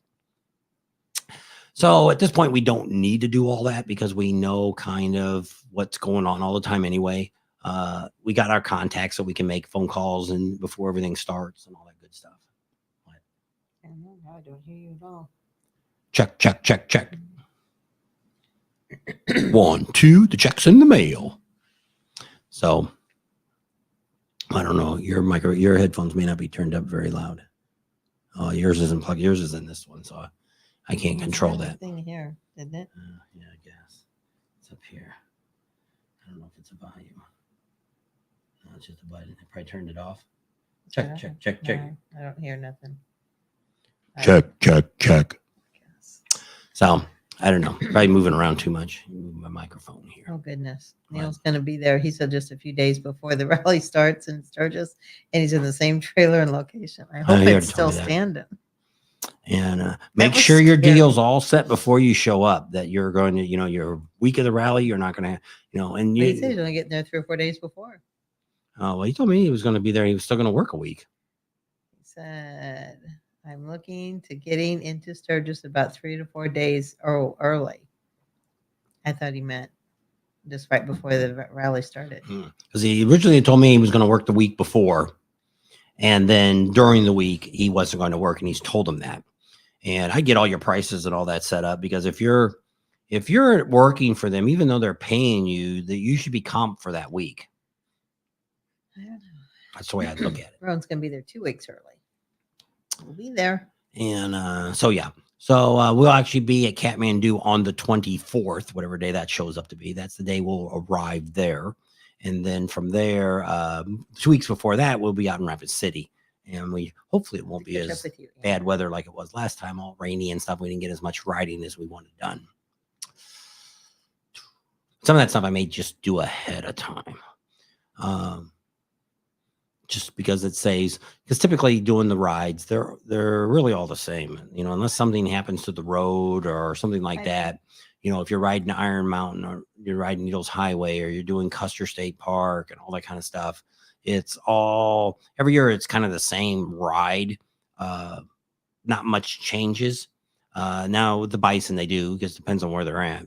Used to be we'd seen them all the time in the same area, and then one time went out there, we didn't see them at all. They had them; they were all way over on the far end of the park. They had closed them off over there because they wanted the grass to grow, or they wanted them to eat it, or something. I don't remember what the reason was.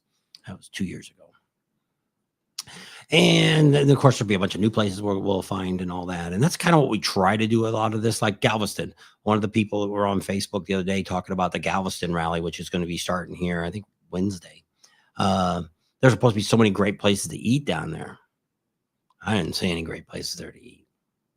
But I mean, we weren't looking around, so There's I don't a lot know. of seafood. We don't do seafood. Yeah, but I mean, there's a lot of that down in Myrtle Beach and all that too. But we see a lot more of that. But I We mean, went to a couple of good barbecue places down there, and that Fish Tails we did eat at. Remember, we ate up on high, and you could see the water overlooking the I water. guess.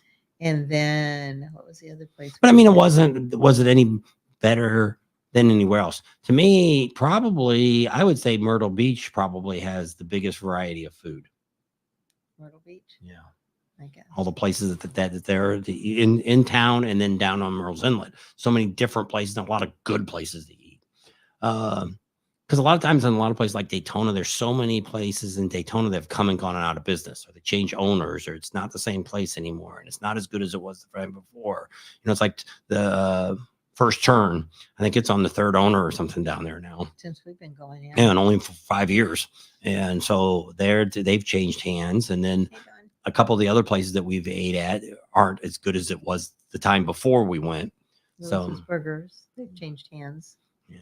So when you start seeing things like that, then it's hard. Where we try to deal with a lot of you that are locals to tell us what your favorite places are when you're in place. That's how we found the chicken place in Sturgis this year. Yeah. And we'll be down there 3 or 4 times next year. Yeah. Chip says Uncle Louie's opened a restaurant in the mall in Rapid City. Oh, did he really? That's interesting. Yeah. He said it hasn't rained since the rally in Rapid City. That's a long time without rain. Well, they got a lot before that, though. Yeah. But yeah, it's just a weird thing. You look at all that rain, it's kind of like when you see all this different rain. It's like here, we haven't had, I don't know if California's still running on theirs, but we were there visit our daughter. It was like 148 days. They hadn't had any rain in LA. And it was like, wow, that's a long time not to have rain. And, but I mean, but before that, they had like 3 months of rain. They didn't rain every darn day. When we went there in the canals, the concrete rivers they have, there was water in a lot of them. Not a lot, but there's nothing. It's dry as a bone. Ray might be home. Air motorcycle. Probably. So actually, the echo's not too bad for being in our studio here, our bar area here. And you can't really see the bar. And going to try to rearrange all this. I don't know how I'm going to fix all this up. The problem we have right now is the internet sucks. My internet that we have in the house that we're paying good money for is supposed to have been DSL or whatever it's supposed to be, fiber optics. Ends up, I don't know what they've done to it. But it was good the first few months. Well, we originally had 100 down, 100 up. Actually, it was like 101. And it was really good. So I had it sent over to the shop too. We got it over there. Well, then they came in and said, well, we're going to give you 600 speed 700 for the same price. And I'm like, okay, that's not bad. I said, I didn't know if we had to change equipment or anything like that because we were gone when they upgraded all this stuff. So she got on the phone and started to talk to him and said, oh, no, you don't have to do nothing when you get home. Everything will be fine. So I get home and I'm checking. I got like 600 down. I got like 50 going up now.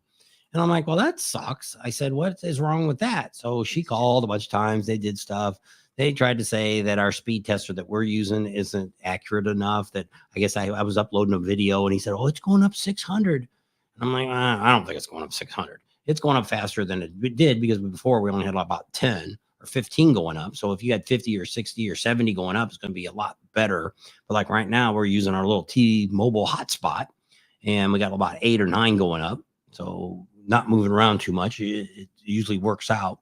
Luckily, I still got that because I was thinking about getting rid of the stupid little guy because we figured we got our phones.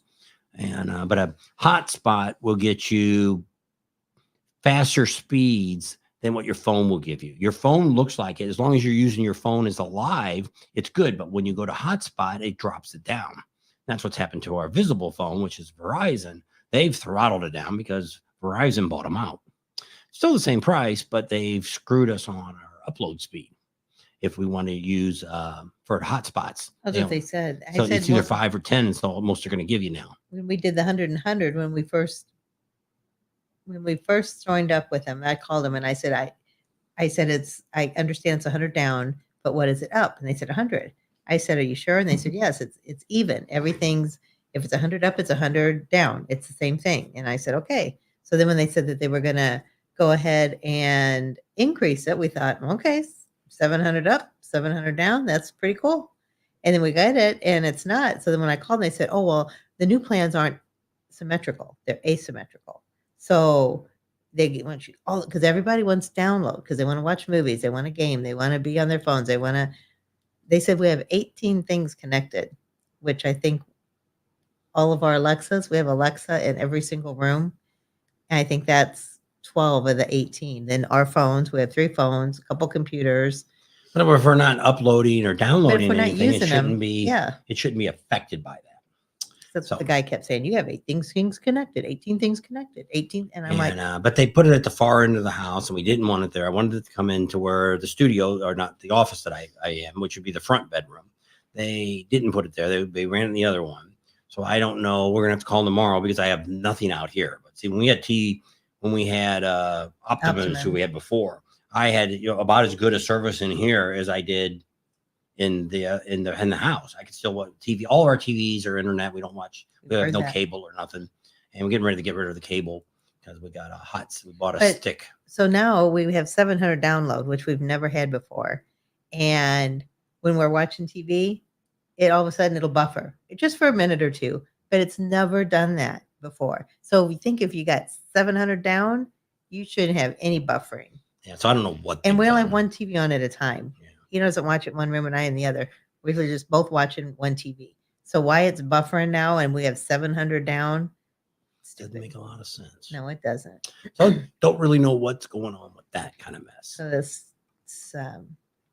Sturgis Sean said that even purchasing tickets on Ticketmaster now is a scam, and when you show up with a digital ticket, sometimes they don't work. It's usually if it's the second buyer, like if you buy it from somebody else that's already got the tickets and they send it to you. It's just like we had the problem yesterday. We were in Las Vegas and we decide we're going to take, she can't walk too far. So we walked pretty far and I wanted to go into Paris and kind of look around there. I thought there was not Amtrak. What's the stupid thing called? Metrolink. No, it's not a Metrolink. It's a tram. Yeah, I don't know. The little tram. It's like they have at Disneyland. They have there. So I got online and it said that the Horseshoe, and then there was one at Paris. Well, we walked it through the Paris, go all the way over there, and I'm like, it's not here. Well, they called them both the same thing. It's in the Horseshoe, but it's, I don't know. But and that's what I said. You want to catch this one or the other one? I said, I don't know. If you want to go through the Paris, we'll go over there. Well, we used to have a piano bar that we used to go to, a piano bar that we used to go to all the time. And she's like, it wasn't there. It's a cigar shop. I said, no, the cigar shop was next to the piano bar. She likes the dueling pianos. And that one was a pretty good one that we had there the last time. So we thought, and so we went down there and they're remodeling it. There's a thing in front of it. I said, that's where it was at right there. And she goes, oh, I thought it was on the end. So we ended up walking back. And so I'm like, well, we got to get the tickets. They're cheaper if you buy them online. So we sit down at a little place right before we get to the last place to stop. They had one of those food concession places. So we're sitting at a table and I buy the 2 tickets for us. It was $5.50 for one stop or one trip. You could ride it all day. Just don't get on and off of it. Don't go through the gate. And so a one trip ride. Yeah. So we rode down and got off at the links. But what we did is I bought them both and they came up and they said you could either print it or you could put it in your Google's notebook pad or something. I ain't got no Google wallet, notebook, Google whatever wallet. It is. I don't have no Google wallet in my phone. I don't need any more of that crap. So I said, well, I'll just print it and then I'll take a picture of it. So I did, and within a few seconds, I wanted to go to a printer, which I did get a picture. Well, both of them showed up with my name on them. Didn't have her name. I put her name on one and my name on the other, and put also our emails. Why they put email? It didn't do any good because it didn't come to the email. Mine did. Oh, and so you can't scan it. You can't like take. Well, it said that in the printing, if you take a picture, it will not honor it. It can't be a picture. It has to either print it. Yeah, it has to be the original one. So I'm like, I don't know. So we go to the little girl at the little window. She's playing on her phone or reading a book. I don't know what the hell she was doing. And I'm like, hello, we're here. And she goes, well, it's on your name because it was your credit card. So they're both going to come in your name. And she said, well, just hold it up there and it'll take it. Well, it's only there for a second. When we bring it up, it's there for a second because it wants to go to print mode. And so we finally got through. She had to do it a couple of times because she was holding the phone, looking at it, waiting for it to come up. And then you got to hit it and then go. You should have just scanned it, let me go. And then you scanned it and you went. So we got it. Because he was on the other side and he was trying to hand it to me. So by the time I got it to the thing, it was gone. So anyway. So Jean Kelly, are you the one that lives out here in Bullhead City? If you are. We're here. Yeah, we're back home. For a while. Where's the... Oh, it's on this side. Sometimes it's at the top. Wrong thing. I was going to put our email up. Well, it's got to be there somewhere. Glasses, Granny? No, I don't see it. Should be at the top. There it is. There. If you need to contact us, if you're going to be reaching out to us, if you're in Bullhead City or Laughlin, Nevada or Las Vegas, and you want to meet up with us, that's how you want to contact us first through that. And then you want to, we'll give you a phone number. We'll text you back and forth. And then you'll have our number to text us. Don't call us because that phone the volume's normally always down. And phone calls don't always register till sometimes weeks later. Text shows up all the time whenever we look at it. So we check it every morning, at least every morning she's checking it. And at night she checks it one more time. So not if we're out and about, we're looking at it off and on, but not if we're just sitting at home. Some people will text us every day. We see stuff on there. So that's pretty exciting. How long have we been on? Hour and a half. Holy smokes. How many people got on? 45. That's not too bad. And I'd like more, but I know it's football and Trump had a big thing on at Madison Square Garden. And I don't want to get into all that. I was going to get into some name calling, but it seems like now the other side's calling the other people a bunch of Nazis and all this stuff too. So what's the difference if one's calling? But Dr. Phil actually said something that was very interesting today about bullying. So if the idea of a true bully is somebody that's making you feel or taking advantage of you or making you feel smaller or just somehow.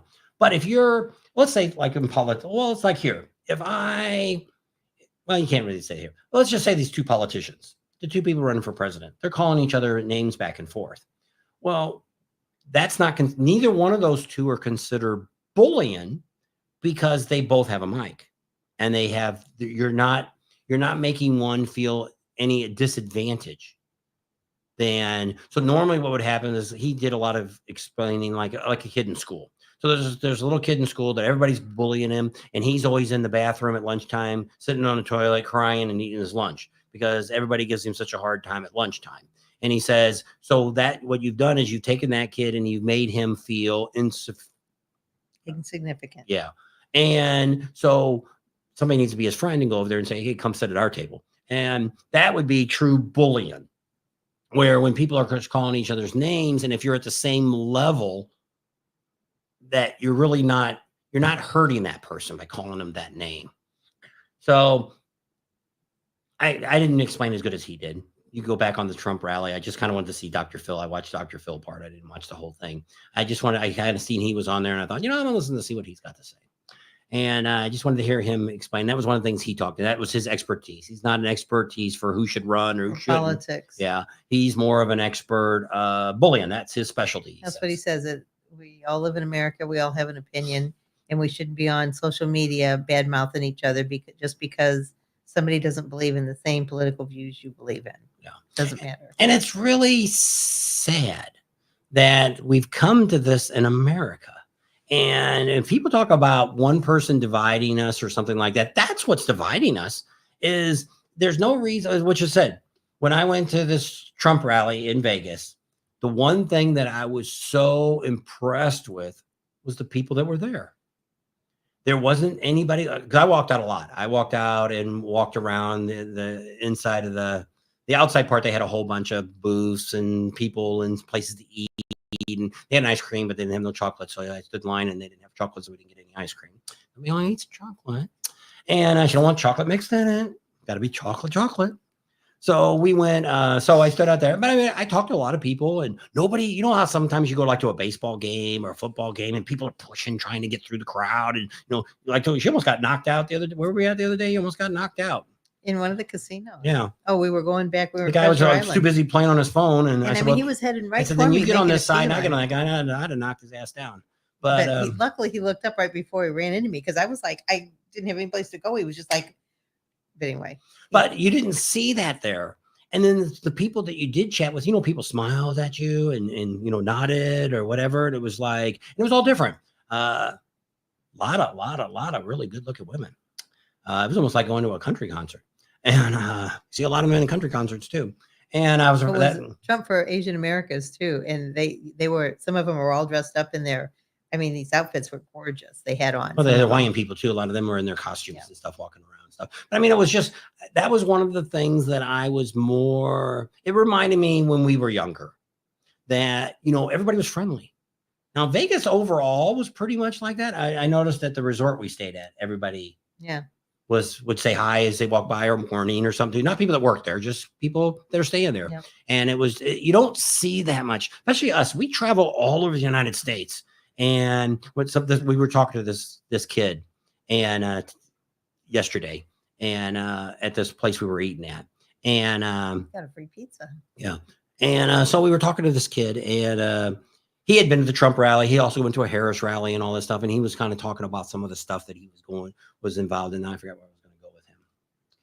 I don't know. I'll have to come back with it. But we were able to talk. Yeah. And it is. We have some of you subscribers that are different political than we have. And we've talked about that with some of you. And nobody had hard feelings. But it's just, I guess that's what I was going to say. He was trying to tell me some stuff that he had heard about somebody.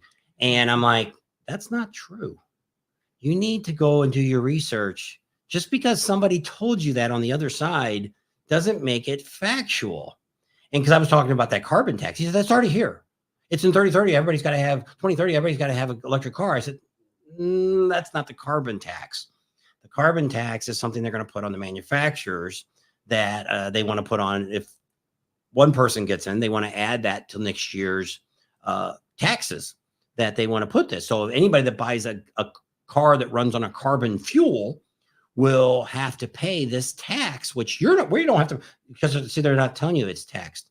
They're taxing the corporation, which just like here, if Harley Davidson, if they put a $5,000 to $10,000 tax on a Harley Davidson motorcycle that runs on gasoline, you think Harley Davidson is going to eat that? No, they're going to add that $10,000 or $5,000 price to the price of the motorcycle. So they're going to do the same thing to the cars, which in cars, we're hearing it could be as much as, which I think is crazy, but they want you to stop driving a carbon-based car. So we've heard as high as possibly $100,000 per car could be taxed. And so they're going to tax the manufacturers. So when people think about all that is nobody wants to pay any more taxes. But even if you tax the wealthy people that own the CEO that owns Harley Davidson, or the CEO that owns GM, or the CEO that does this or whatever big corporation, you don't think that's going to come back down into the price of the products that we're going to buy next year? We had encyclopedias. But he says, "But Neil said, Bob, what do we do before fact check? We must have had to told the truth." Well, a lot of times people do. I don't think people back then, people had wild story. I don't know what we used to call that when people had a wild story they told you. A wife's tale, an old Yeah. wives' tale. And I think that's one where you almost had an ailment for something. I forget really what that was called, but it was not like a white lie or something like that, or it. What? Somebody said- Yes. No, well, yeah. I got to put boots on it. It's just getting deep in here. I need a shovel to get out of here. So you didn't have as much of that as what you have today. It's one is because of social media. Everybody spends hours and hours a day on social media. It used to be TV. People watch so much TV. Now, I'll bet you an average person probably spends, even with your working 8 hours a day, I'll bet you more people spend 4 to 5 hours a day on their phones, on a computer or anything like that, internet, social media, because you'd be at home watching TV, which most of the YouTube we used to always watch was on TV. We watched it on TV in our bedroom or on here because I just got tired of watching all the crap on TV. Hearsay. Yeah, hearsay. That's a good word. That's hearsay. I thought it said Hershey, but it was And hearsay. but I mean, it's you. But now there's so much out there. Well, see, the bad thing about it is somebody hears something on the internet. Somebody says Trump's Hitler. Oh, he's Hitler. Holy smokes. Well, half of us weren't even alive when Hitler was alive. So we don't really know anything about Hitler other than what is read in the books, which now they're trying to take all our books away from us anyway. So, but it's which when somebody was talking the other day on the news, I was watching, by them calling him that, wouldn't that make more not terrorists, but more, well, I guess that is a terrorist if somebody tries to shoot him again, to go after him for that reason. Well, they said he's like Hitler and, we need to get rid of him. We got to assassinate the guy. And it's like, that does make sense that's what, and it's like, and the other one was fascism. And he's a fascist. Yeah. And they had a black guy on the other day on the internet and was explaining what fascism was. And they went through and actually said Trump was nowhere near that. And it was like, interesting. Well, see, it's kind of like some of these people I like, it's because I always say that. I say that everybody has a little bit of racist in them in everybody that's alive has some racist in them. It could be I'm not going to get into it, but it's this one guy was on the internet and these kids were telling him he was racist. And he says, tell me why I'm racist. Well, I can look it up in a dictionary. He says, no, I don't want you to look it up in a dictionary. Tell me why you're calling me that. You call me a YouTuber. Why am I a YouTuber? Because we put out YouTube videos. We go out and vlog and we do things like that so that you can explain to say that's who I am. But to call somebody a name, if you can't really justify it, it's kind of like the first year we voted for Trump the first time, 2016, and people would come up and just say, I hate him. And I'm like, why? Give me one reason. And then they'd always give me one reason why you like him. Well, then I give them 3 or 4 reasons. And they're like, well, I'm like, well, no. If you, first of all, there isn't a president ever that I would never not give respect to.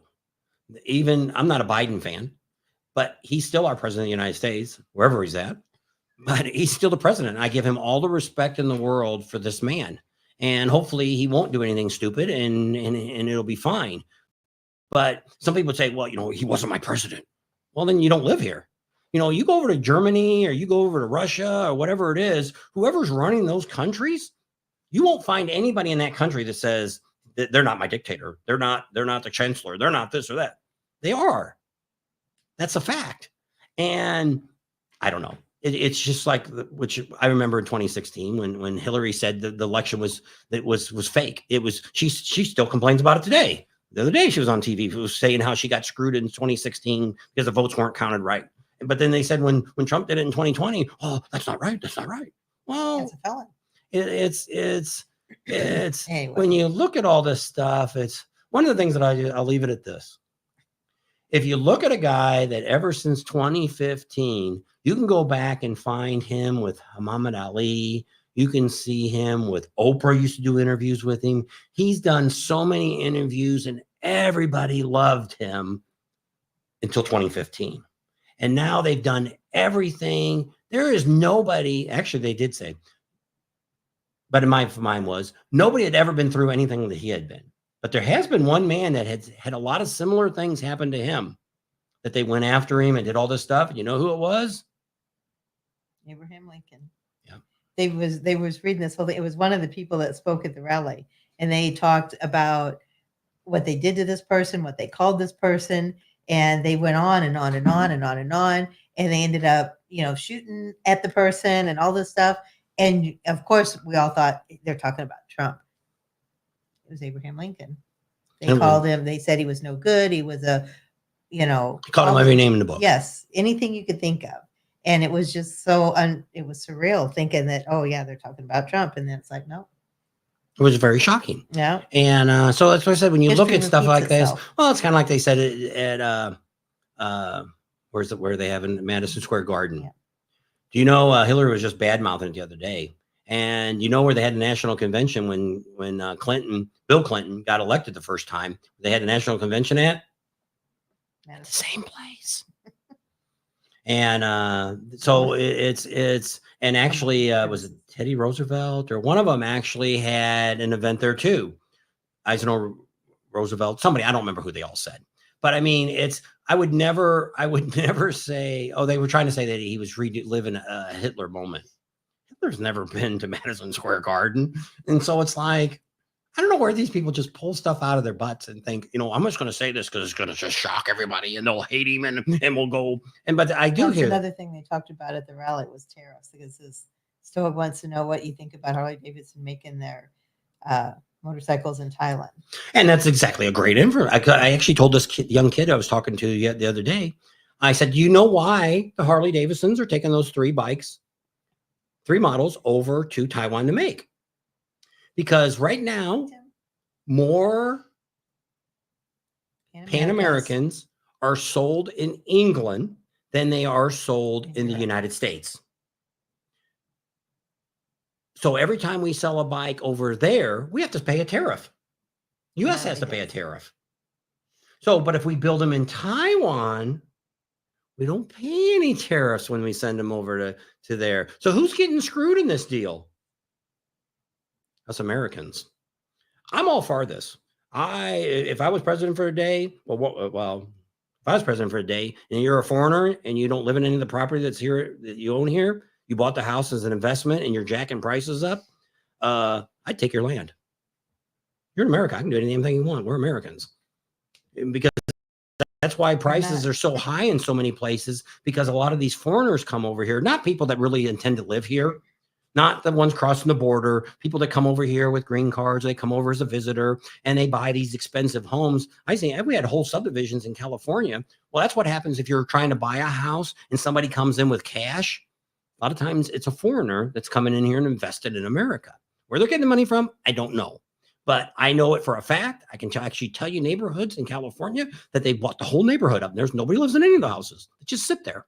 But it takes the poor guy that lives there that doesn't have has a regular paying job, can't afford to buy a house because they've raised all the prices up. So my tariff situation is just that. If we're going to send, if we've got to, so this phone came from China, Japan, wherever the hell they make these phones at, came over here, and we didn't charge them any tariffs. But if we want to turn around and sell this pair of glasses that we sell here, we make them here in America, and we send them over to China, wherever the hell they made this phone at, and they charge 100% tariff on it. Why isn't it the other way around? Why can't we charge too? Oh, it's going to raise our prices. When we were kids, Maytag used to be made in America. Every Maytag appliance was made in America.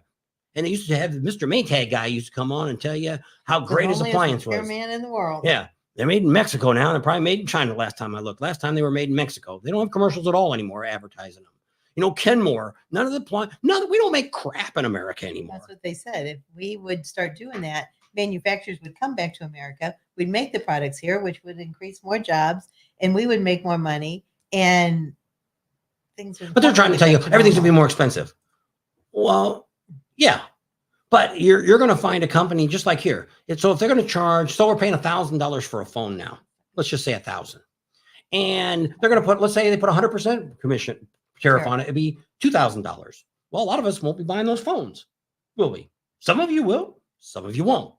Then their sales are going to come down. Most of these foreign countries live off of us.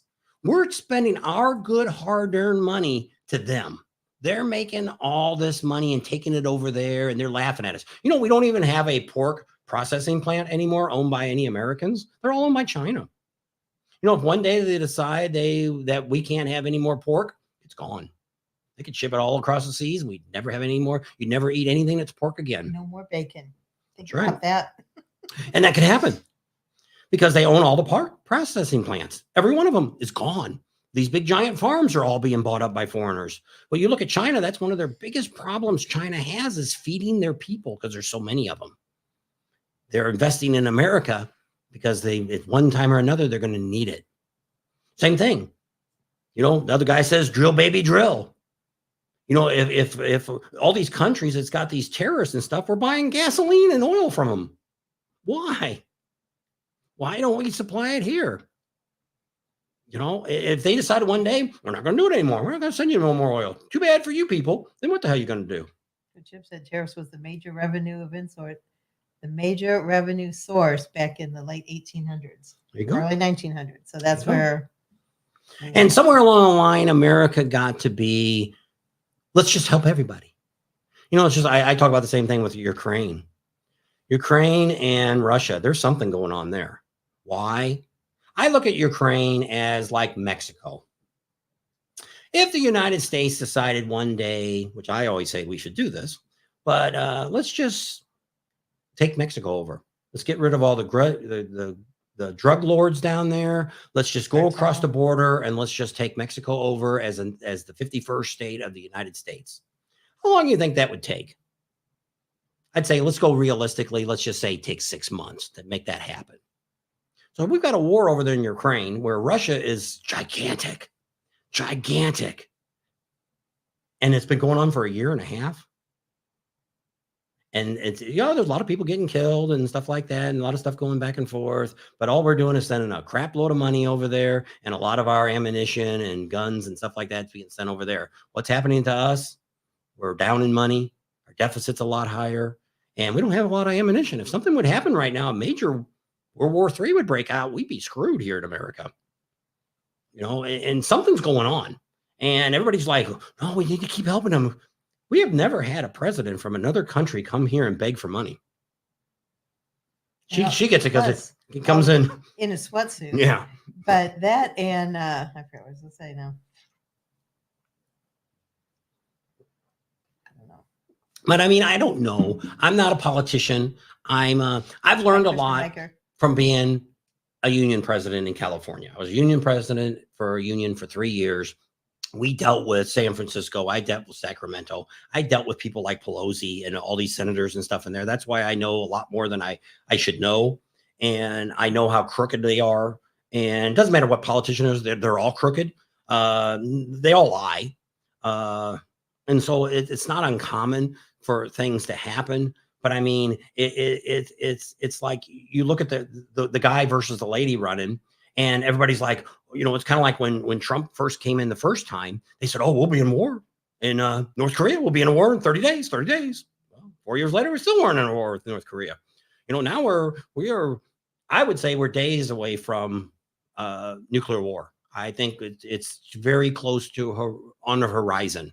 And if something doesn't happen soon, it's all over. And we still got ammunition here. The nukes are still here too. And, you know, Iran's going to be crazy. And when they get, you know, any terrorists, they came over here and bombed, you know, the towers.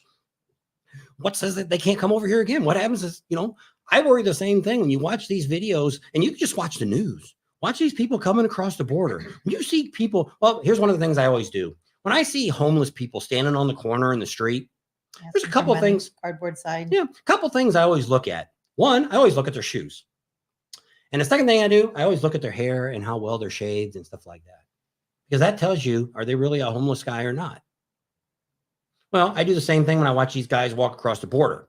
When you see 20 or 30 guys walking across the border and they all got their phones up against their ear and they're 30 20-ish, 30-ish your old guys coming across the country, something ain't right there. They're not coming here because they're being, what's the word they always use? That not domicile. can't think of the word. Somebody will tell us that word. But I mean, it's talking to. What? He said who they're talking to on their phones. Get off the I don't know. But I mean, it's just they're saying, okay, we're across now. Yeah, what's our That's next probably move? what they're doing. But I mean, it's like, who are these guys? You know, you could see families coming over or something like that. Or, you know, one of the crazy things are, because we do cross the border off and on a lot. Not a lot, but I mean, we go down to Yuma and we've been in Texas and crossed the border and stuff, going to Mexico and stuff. We've been to Cabo and stuff like that. But it's really interesting. If you ever go down there early in the morning and get down there first thing in the morning, you'll see buses coming over here with Mexicans in it. They're coming over, they're day workers. They come over to America and they work for a day. They got green cards and they got all the stuff that they need. Yeah. And they come over and work, and you see them ride the little bus back, and they go across the border and they all let out and they go run back home. And they do that every single day. And so, yes, you can come to this country and you can work, and you can do it through the proper channels and all this. But there's, which I agree, same thing. There's a lot of people probably here that if something bad happened, if they're all organized, we're all in a crap load of trouble, because we're not organized. And that's what's sad about all this. We don't, from being somebody living here or living anywhere in the United States. She always used to say that same thing. When all this stuff was going on for years, she keeps saying, when will Americans finally say enough is enough? And we'll come to the street and say, let's get it done. And she's like, because there's nobody to do it. There's nobody to get you to go outside, for me to go outside, and somebody else to go outside and say, enough is enough. We're going to stop this. And because you get too much radical things, it's like the erection. You know, I watched that the other day. It was the hearing. And whoever the main guy is that's in charge of the report and all this stuff, they had him there. And I guess there's evidence now that there's 6 to 8 of the first people that went through were FBI agents. There's documents that the Senate has on this. So they asked the guy, and he says, I can't report on that yet. And he says, well, we only have a preliminary report. This is like a month ago. And they said, well, when will that preliminary report be done? He says, will it be done before November 5th, before the election? I don't think so. When will it be done? I think we'll have it out the day before the inauguration. Yeah. Well, it was funny because this was 4 years ago. And the day before, they just had a trial on, I can't remember what it was, but it was something that happened within the last year. And they had done all this research and everything, and it was all brought to the table. And it was like, here you go. This is, everything we found. So 4 years they've been working on the insurrection, trying to get all the facts and the documentation and what it really happened. And it's like, okay, why is it taking 4 years? Well, it's the same thing with the Russia thing, and it ends up being that the dossier coming from Clinton, and there's proof of that. And so but see, there's still people that will talk about that because they only heard the one side. And it's kind of like the same thing Trump's supposed to have done down there in North Carolina or South Carolina, wherever it was. That was debunked even by liberal media. And it's like, okay, just because you heard something doesn't mean that that's the way it is. Something can be just like the computer, but I mean, it's just, I don't know. People just take so much stuff out of face value. I guess what people do. Well, I think what people do is I'm looking for an excuse to hate this person. And no matter what they say, oh yeah, I hate him because that. There's my reason. There's my reason. I'm not going to look. I don't have to go any far. My daughter did it to me because my daughter's far left. There was something I had posted on back in 2016, and she goes, Dad, did you check that out? That is not a real story. And then I went back and I looked it all up, and I was like, oh crap, you're right. Computer plugged in? Yeah. Yeah. It's green. I don't know why it flashed. It's still on here. We're still good here. So I don't know. I don't know why. You looked it up and it wasn't true. But I mean, people shouldn't hate each other. And it's got nothing to do with race. It's got nothing. And they try to say that. It's actually this week, I actually talked to more black people this weekend than I did to white people. Okay. So what's that got to do with anything? Nothing. We all get along, but there's no reason for anybody to hate somebody. There's some people I don't like. And there's even some YouTubers out here I don't care for. because they put out a lot of fake information and stuff like that. But I don't go around saying, I hate this guy. I hate this guy. I just don't watch the guy. And so I'm okay with that. But it's if you didn't like, but I mean, I don't know. I just don't know why so many people are so hateful to somebody because they voted a different way. I thought that's what America was about. You might as well move to a communist country because that's what they do over there. You vote for the wrong person, they just kill you. So, they think everybody should be on the same page, and it's like that's not. And it's like, and that's what America's about. It's about, I should be able to have free speech. I should be able to talk. You should be able to tell me your reasoning, like this kid that I talked to yesterday, and he might even be on, and because we gave him all of our information and stuff, and he was just very dead set on whatever he said. And then when I kind of said something, I'm like, he's like, no, it's not that way. I said, well, then you need to go home and Google. Which I did. I actually offered him a few bets. I offered we'd do $1,000 bet that something was going to happen if it went one way or another. I said, I'll sign it right now. You sign it. Give me your phone number. We'll exchange phone numbers. And if I'm wrong, I'll send you $1,000 in a year. And if not, you send me $1,000. And then I got down to $50. You want to do it for $50? No. Well, then do your homework before you say something to make sure it's as factual as you can prove. And because it's, I don't know, people just blow so much stuff out of proportion. And well, to me, I look at this whole election. I look at, if you like the 4 years before, if you go back 8 years and you were happy from 8 years to 4 years ago, you were somewhat happy. There you go. And if you go back now and you look at the last, people say 3.5 years, just say 4 years. She's going to be in office here for 4 years. She's not going to do anything drastic between now and election day. So before she leaves office or stays in office, or if you're happy with everything that's going on exactly right now, then you're good. You can vote that way. And you should say she's not going to do anything different than she's done the last 4 years. He's going to do a lot of the same things that he did 4 years ago. I would actually just like, if he won, I would actually like him to leave him alone for a full 4 years. See what he can accomplish. Yeah. Because the reason he's a guy that will get things done. If he sees something that needs to be done, it's not like, okay, this is what we should do, and this is where we need to go, and let's talk about it, and let's have a meeting, and let's tell him why you voted for Al Gore for being vice president. Well, because he says, see this cup at the White House, we pay, $150 for this cup. He says, and that's not right. He says, we shouldn't do that. We should pay $1.50 or $19, what they are now. That's what we should pay. And so I was all for that. He picked up a hammer. We pay $100 for this hammer. You can go down to Walmart and get one for $7.99. And I'm going to change that. We have wasteful spending. And I said, yes, that's what we need. We need somebody to cut back on all this crap that we spend money on that we don't need to. And he didn't do it. Well, he didn't win. It was Al Gore. And so anyway. But what the point of that all was is which it is. That's what's wrong with America now is all these, well, I never told this story, but when I was president of the union, I had a lot of people in California wanted me to run for either a representative or a senator in Southern California. And I said, first of all, no, the union was way more work than I wanted to do. If I would have stayed president the next term, I probably would have had a heart attack. Fighting with everything and trying to get everything straightened out. I got a lot of things done with the company. Same thing. I worked with a big giant corporation, a Fortune 500 company, and we got new jobs. We got good raises. We got a lot of really good things done. I took jobs away from contractors and brought them back in-house. So I did a lot of really good things with the company. But what I found out with working with the company is I didn't go in there and say, we want this, I want that. I went in there and said, I got a way you guys can make more money. You want to hear about it?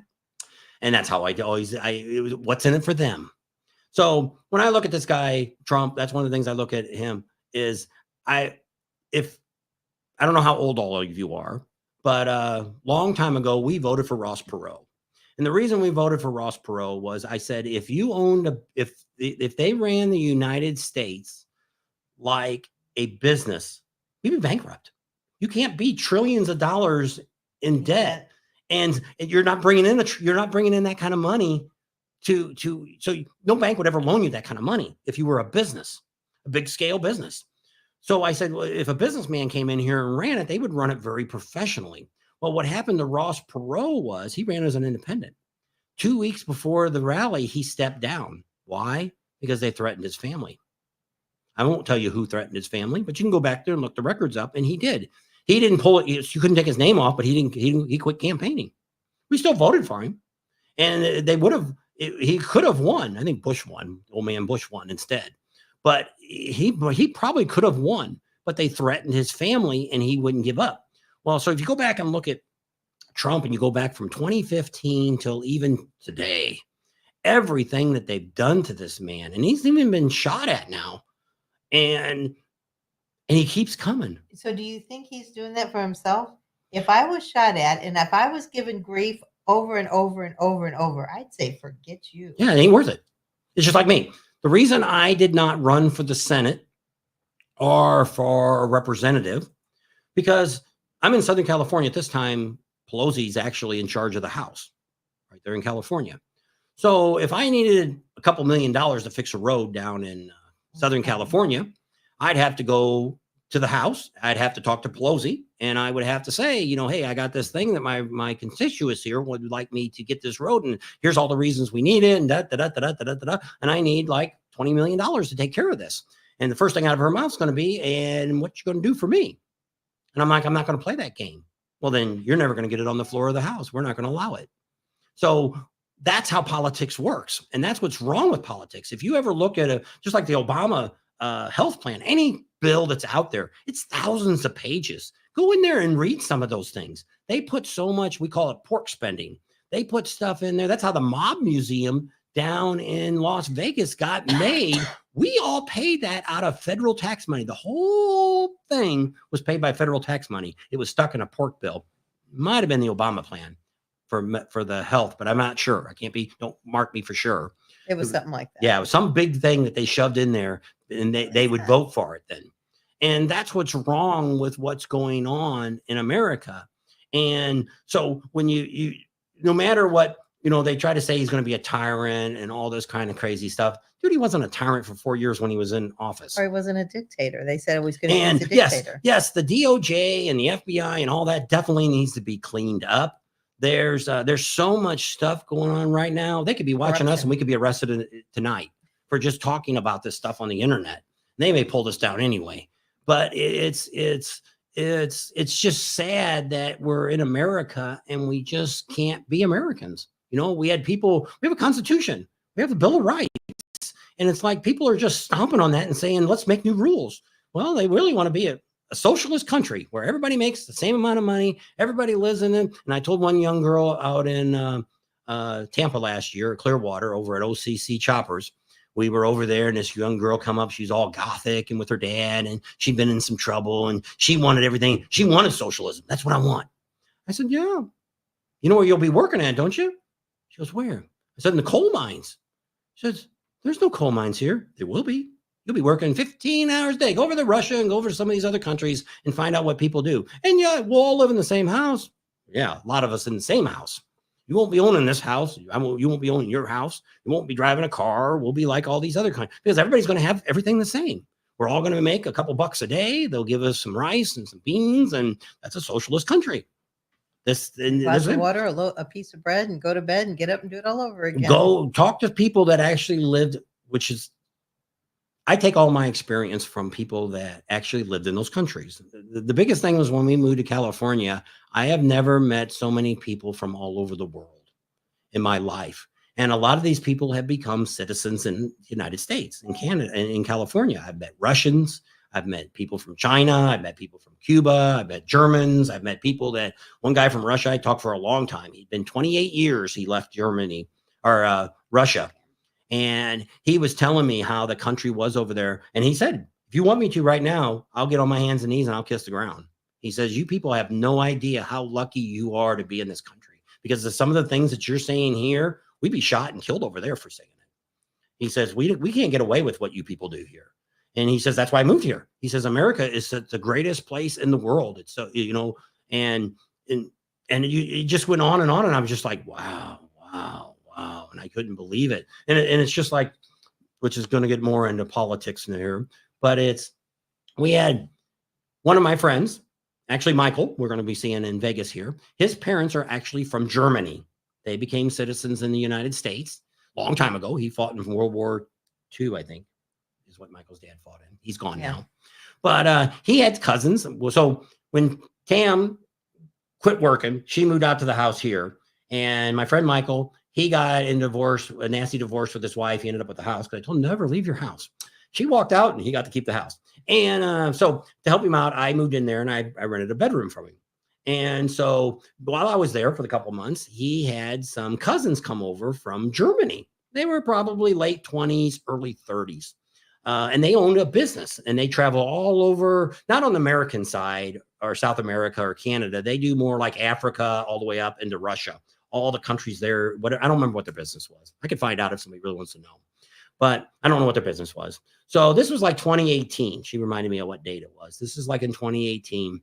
So they come over. The cutest thing about her was every other word was the F word. She thought that's how Americans talked. We dropped the F bomb all the time. And at first it was kind of cute. And after a while it got kind of old. But I said, can I talk to you politics wise? And she said, and they both said, sure. And I said, well, what do you think? This is 2018. What do you think about our President Trump that we have right now? They said, they both turned around and said exactly the same thing at the exact same time. We would trade him in a heartbeat for our chancellor. And I'm like, really? And I'm like, well, you travel around the world, right? You travel all those countries. What do other people say? They say, oh, they have so much respect for their America now that they never had before for all the things he's doing, how America should be number one and all this stuff. And I'm like, really? You're not just telling me? No, that's the way it is. And I said, yeah, but we see these on the videos they show on the news. They're showing that big fat pig balloon that looks like Trump. They're flying it down in England and all that stuff in these countries. And she said, you have no idea, do you? And I'm like, well, what? You don't know. I'm like, I know. I seen that. No, that's our liberal government paying people to do that and say all the things. And I'm like, really? They're putting a show on for us. And they're like, oh yeah, you people have no idea what's really going on in the rest of the world. And I'm like, wow, I would have never dreamed, which we've heard about this before a long time ago. We have a friend, actually our daughter's friend. He fought in Iraq during the war. And same thing. He had told us, this is like 25 years ago, told us that you quit watching the news. You know, they were saying how all the Iranian or whatever was Iraqians or whatever country we were in during that time. It's after the Gulf War. That it was in Afghanistan. That they didn't want Americans there. And they said, no, we walk down the street and people come out and they take our clothes off. They want to wash our clothes and stuff for us. They want to feed us. They'll kiss our feet. And we're like, no, you don't, no. They said that the people that live there from the country, I guess it was Afghanistan, just being there. It was the terrorists are the ones that are putting all the propaganda out. And he had told us this, like I say, 25 years ago or whatever. He said, don't watch American news. And he told us this in like 2002. Yeah. So this is way back then when he was telling us they're not showing you because he was a full-time fighter. He went in and every war he jumped up and went. And he had a few too many bombs blow up to him. Last time I heard, he was working in Camp Pendleton and testing out new equipment. They had a hovercraft tank for a while that they were testing. I don't know whatever happened to that. That was 20 years ago too, 15 or 20 years ago. They were playing with that. Look at and see how many concentration camps there are in the United States, and they're all empty right now. Somebody else told me that too, that there's a lot of jails. This guy that was telling me the other day when he was talking to us, that young kid, that the prisons are way down in attendance right now. And there's a lot of empty ones because that's what he said, that they're going to start arresting all these people. And it's like, he says, where are you going to put them? And he's like, oh, there's all these, all these places and a lot of prisons that are empty right now and they can reopen them. I'm like, I didn't know. But same thing. I don't know everything. And I try to fact check as much as you can. And there's a lot of stuff out there you can't fact check for because it's, and some people show me something that it's a far right side or it's a far left side. Well, no, I don't believe anything those people say. I mix them all together. If I see a conservative or if I see a liberal and I kind of go through there and I don't believe everything political, I always love the ones that Facebook puts on there and says, we're not showing you this picture. Then when you click down to it, it ends up saying we can't solely prove that this is totally true. So we're going to go ahead and say it's false. And I'm like, you can't do that. But yes, they can, because this is a private, just like on YouTube. This is a private entity. We can't put everything on here that we would like to put on. You can't say things. You can't show things. You can't do things, and it's because it's not, even though it's social media, it's still a private company making money. And they can tell you what to say, what you can do, what you can't do, and who can be on it. You still like your fat bagger handlebars? Yes, I do. Love my fat bagger handlebars. Would never change them. So I got to get out of here. Guys, be safe. It's been on 2 hours and 20 minutes. Holy smokes, way too long. So who's watching football games today? Anybody watching? We're talking about the Packers, and I don't know who else. Anybody wishing for the Dodgers and the New York Giants? Yankees. No, Yankees, sorry. Mixing football with baseball. There you go. Let's see if that'd be a fun game. Dodgers can beat those. Whatever. The Dodgers lost a key player the other night. I don't know if he's I didn't see nothing on that. We only watched a little bit. We didn't watch it all the first game because we were in Vegas. And so we watched a little bit of last night's, the end. It was getting hairy there at the end. Didn't know if they were going to pull it off or not. Yeah. So. I was looking for that grand slam. They should have took that guy that only batted 250, even though he had one grand slam. I wouldn't let that guy bat. I'd put somebody else in. But they let him go. I don't know who that kid was. Anyway. He struck out. Swinging for a ball out of nowhere. So sorry if we got too political for anybody. It's that time of year, and I'm tired of commercials on TV too. So just get out and vote. Doesn't matter who you vote for. Your vote does count. It's by a hair of a thread. That's how close this race is going to be. So if you want your candidate to win, get out and vote. If you haven't voted already, make sure you vote by the 5th. And if you've already voted, find some people that haven't voted and get them out and get them voted. So that's my spiel for the day. And I wish I could find where Elon Musk was at, man. I'd like to try to win $1 million too. I could use that too. We were hoping he was going to be at that rally, but he wasn't. Yeah, he didn't show up. Art says he wished he had most of his camera batteries to work over for 2 hours. I wish most of my camera batteries worked for over 2 hours. We're on the computer right now. Yeah. So it's not really. And if I used my camcorder, I'm going to plug it in electric. So electric wise, we've got, the microphones aren't electric. So I got a mixer board. It's running off electric. We got the computer running off electric. We've got one box light here, soft box. We got 2 lights on the side. Okay. Really, it's supposed to make it look like it's yellow, but it's really not doing a very good job. Got some LED I got lights. To the side. I don't know. Yeah. You probably need to have more than one. I got 2 going. No, but I mean more than one gel in to make it a brighter color. I don't know. So politics is all part of life. Yep. Yeah. You have to vote and done. There you go. Well, that's right. If you lived in other countries, they don't vote at all. They don't get to shove vote. Somebody in and they don't let anybody else vote. John B says, do me a favor and vote for Trump. That's what I said. We're not going to tell you who to vote for, but they just everybody should vote. And you should get along with everybody. Let's not fight anymore about, if you hear somebody voting for somebody you disagree with, you shouldn't hate them for that. We're still the same people we were before the election, and we'll be the same people after the election, no matter who gets in. Yep. Will the world end? We will all have to wait and see. Right. And I would love the prices to come down. I'd love to get the interest down a little bit.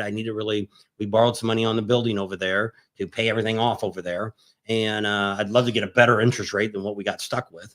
And so that would really help a little bit. But I mean, it's just nuts. And like I say, I don't know. We all have to wait and see. She's hoping Jesus comes back. It's quicker. And then we won't have to worry about none of this. That's what I'm afraid of. If there is a nuclear attack, as they said, there's going to be a mighty sound. So if because I'm not thinking one's just going to go off. I'm thinking all of a sudden there's going to be like 5 of them go off or something. And then rapture happens, and that can be an explanation, they said too, of what happened to all them people. Well, all the nuclear bombs, that's what happened to them all. I don't know. Maybe not. I have no idea. Nobody knows. It's going to be soon. So make sure you're right with Jesus too, before you vote. Before you vote. Maybe vote and then go tell you Jesus. But I don't, like I say, I don't know. And nobody can predict the future. And, come like a thief in the night, they said. So we don't know. Just be ready. Yeah. And it could happen any day. We won't get really religious because one of our other friends their channel went real religious and they lost about half their subscribers. And because there's more evil in the world today than there is good. Yep. And somebody wrote on the other day and said, "You're not that good. You still have a Patreon channel."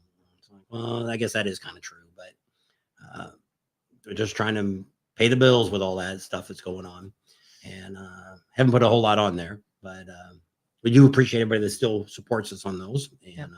We also have a subscribers here. You can join down here after it's over on YouTube. You can join in and subscribe and things like that. We also have ways, if you'd like to support the channel, you can go through, we have a PayPal link and stuff like that, or Venmo and stuff like that. You can help out the channel to get to all this stuff. We're not rich. We're not, we had good jobs. We've pretty much have spent pretty much all of our 401 money doing this, plus building my garage. But Here, if you want to buy some Bob and Tam stuff, you can Yeah. go to it's got all bobandtamstuff.com. the new shirts are there, new hats, new mugs with the new cartoon logo on it. That's down there. You can check that all out. That's we get a few bucks off everything that sells. I don't mark up the prices real high, but we don't have to handle any of that stuff. And There is, but the good needs to get out to overcome the evil. That's what they say. There's so much evil in the world, and do you know why? Because it's the absence of good. And you say, well, who's going to fix that? You. Yeah. You're the only one that can fix it. You, me, him, everybody. All of us that are good, we need to get out there and stand up for good and try to get the evil to go away. Yeah. Because it is nowadays, you're damned if you're good and if you're a crook, or people. It's like here, we just went down to our Home Depot the other day, and I said, "You guys still having people stealing stuff?" And they're, "Oh yeah, they're walking right out the door of the shopping cart. We can't go. We can't. If we go after them, we get fired." Yeah, they lose their job, or they can get arrested for trying to get the guy that just stole the basket full of stuff. And it's sad. And then, as I said, we were in Vegas and we were in California, Walmarts and drugstore stuff. They got everything behind plexiglass with a I lock went to key get in my it. shampoo, and it's behind lock and key. I'm like, are you kidding me? To get a bottle of shampoo? Somebody's stealing it. Eventually, it's going to happen, and I see this happening real soon. If things don't change, it's going to be there, just like Home Depot and all these stores. You're only going to be able to order online, and you're going to be able to pull up, and they'll bring it out to you. They're already getting ready for that. Walmart and all these stores are already getting ready for giving you stuff as you pull up, and you call in, and your order's brought out to you because they can control the theft. They told us at our Home Depot, they said pretty soon it's going to be order only basis. You're going to send your order into Home Depot or go up to the counter and say, "This is what I want." They're going to pull it from the shelves, bring it to you, you pay for it, and they'll hand it to you. You won't be able to walk through the stores. Nope. Because people steal. Too many people stealing it. And then you got all these some of these stupid states and cities are thinking, "Oh, well, we're not going to prosecute those people. They're down on their luck. They're down on their luck." Well, go get a freaking job. McDonald's is hiring. It's like these people when they I can see it which it is. There was some guy the other day. Well, we had a guy over in Orange County, California, that when we first seen him standing on the corner, and this is over about a 3-year period. We see him coming home from work. First couple of months, he's just standing there, and I got a little sign, needs money. Next thing you see, he's out there on crutches. And a couple months later, he's in a wheelchair, rolling around. But you watch him, he rolls over to the parking lot, jumps in a nice car, puts his chair in the back, walks back in, gets in his car, and drives away. So, which I've got a story. If you get into a lot of stories, but you're already way too late. We got somebody I went to school with lives in Georgia. So they work in a business. I don't know what the business was, but they're the girls that are up front, the receptionist. Well, they ended up having the guy that comes in at night that sweeps the floors quit or left, retired. I don't know what happened to him. So the boss came out and said, "Hey, that guy that's out there on the corner, go out there and offer him. We'll pay him $20 an hour, cash money. He can come in here 4 hours a night and sweep up the floors every night, and we'll pay him cash." So he told him like in the morning. So it getting to be towards the end of the day, 3:30, 4 o'clock, and the boss walks by and he sees the guy still standing out there. And he said, "Ladies, did you guys get out there and talk to that guy?" And he said, "Oh yeah, we went out and talked to him." "Well, is he going to come in tonight?" He said, "No." I'm like, "Why?" He says, "I make that much money in about an hour out here standing on the corner." He says, "I'm not going to come in there and work when I can just stand out here and make $300 or $400 a day." And from that moment on, I quit giving money away to people who stand on corners. I've given cards to people for food and stuff if I feel justified, but I give nobody cash. No change. I tell everybody, sorry, I only have debit. If you ain't got a credit card, which she says eventually that's what's going to happen. You're going to find these homeless people. Because they do have cards, and now all they have to do is get a little plug to put in the bottom of your phone. A square, whatever they call that. Yeah. okay, here. Well, I can take your card. We had a guy the other day, and I didn't think of it. And guy says, hey, we need a ride up down to the store because our car broke down and we need a ride up here so we can get back to California. I don't know if they were going to the bus station, the train station, whatever. So they said, you guys got any cash? And I should have thought, well, I've got an Uber app. I can call you an Uber to get you where you need to go. $15. Yeah. But he already called a taxi. Yeah, I already called taxi. So I Right. needed money now. I'm like, if you don't have any money, why would you call a cab to come pick you up if you didn't have the money to pay him? Make any sense either. So it was a scam. Well, it's like we had a guy staying out here for 2 years when we first bought the house out here that was trying to get money to give her gas to go back home. I guess it took him 2 years to get that money because he was out there all the time, every weekend. Same sign, same family. And it's like, that's what I said. There's so much, which it was when I was working at the gas company. I was a technician. So I go in this house and I don't know who was in office. I don't know what happened, but he was saying how people are using the system. You know, they're giving all this welfare money away and they're doing all this and this and this. And I'm like, and what do you do? Well, I got laid off. Are you drawing unemployment? Yeah. Well, you're working the system, dude. Well, I said, McDonald's hard. I ain't going down there and working for that money. Dude, you're just as bad as the rest of them. You can't be complaining about people if you're working the system too. And so when you look at that kind of stuff, people, you know, they think it's okay if I do it, but you can't do it. You know, and it's just like, you know, it's the same thing. Everybody's pointing the finger at everybody else. We need to be accountable for ourselves, what we do, what we say, and how we act. And that's what we try to be here. We try to be, this is who we are. You know, when we first started our YouTube channel, another YouTuber, which not in the motorcycle industry, they were in RVs, told us, you know, hey, if you guys get into this, you need to be who you are and answer all your comments. Because they said, if you're going to get people to watch your videos and spend time watching them, 20 minutes, 8 minutes, whatever it is, and they write a comment and you don't have time to write back to them, what's that saying to you? And I do that. There's a lot of people that I've left comments for on their Facebook page or YouTube page on their YouTube videos, never write me back. Might give you a thumbs up or something, but never write back. And I don't watch them anymore because now, if you're asking a question, especially if you ask a question to somebody, you know, hey, but dude, and sometimes I don't answer right away because I have to go get that answer. I'm not an expert in everything.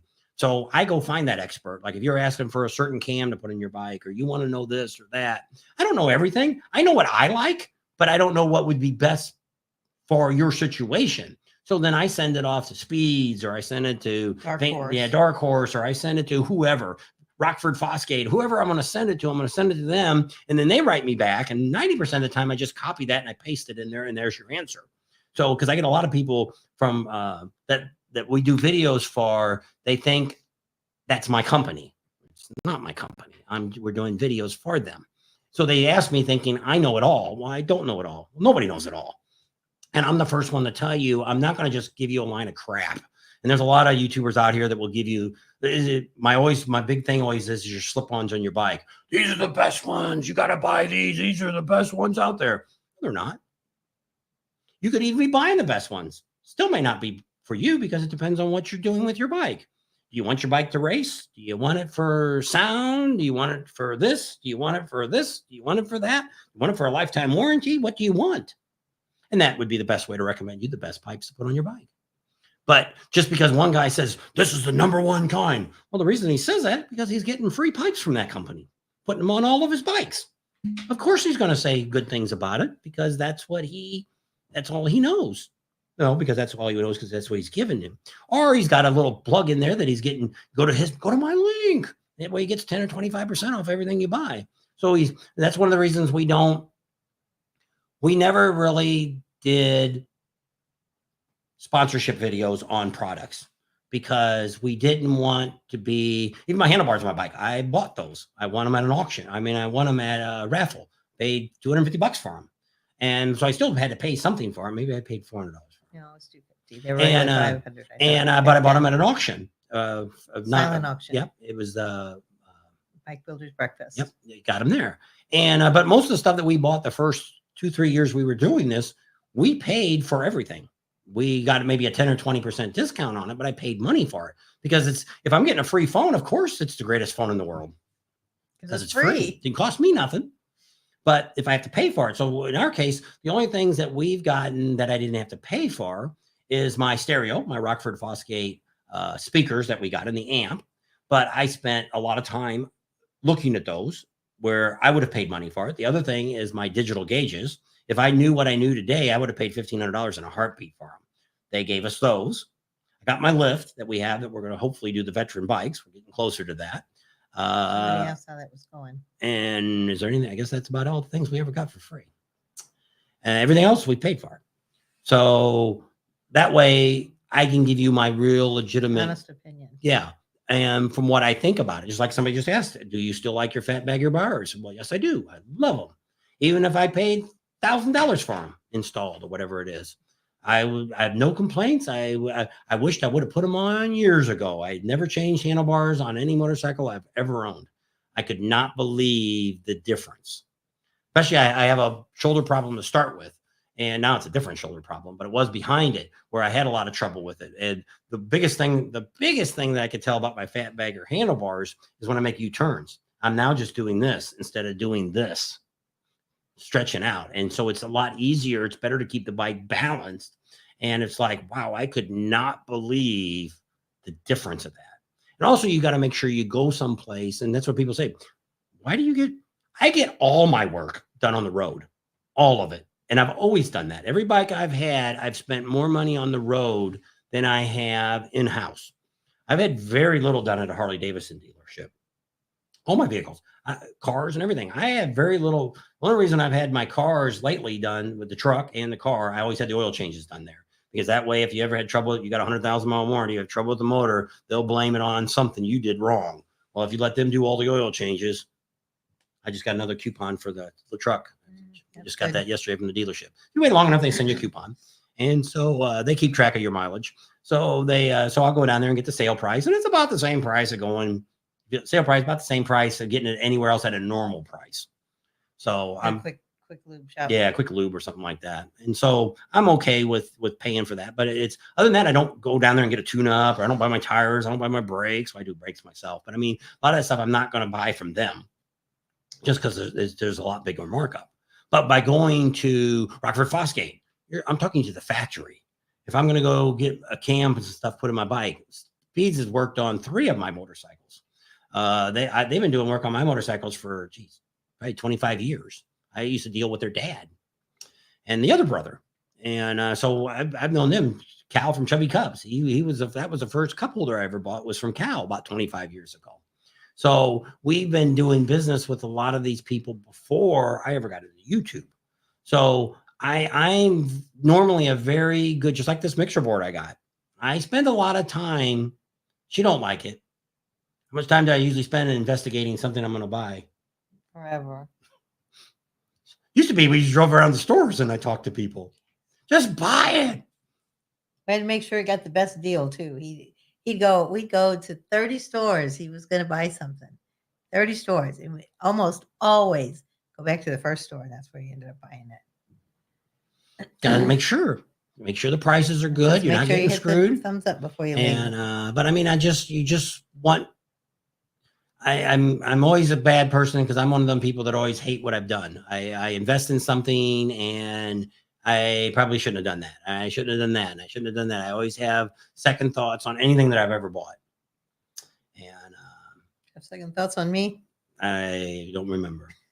I don't know if that day a long time ago, 45 years ago. I don't know if I can remember what I was thinking that day. He didn't repeat what he was supposed to. Well, the minister's up there talking. No. I'm just sitting there. Yeah. Okay. Repeat after me. Okay. What do you want me to say? What I just said. What did you just say?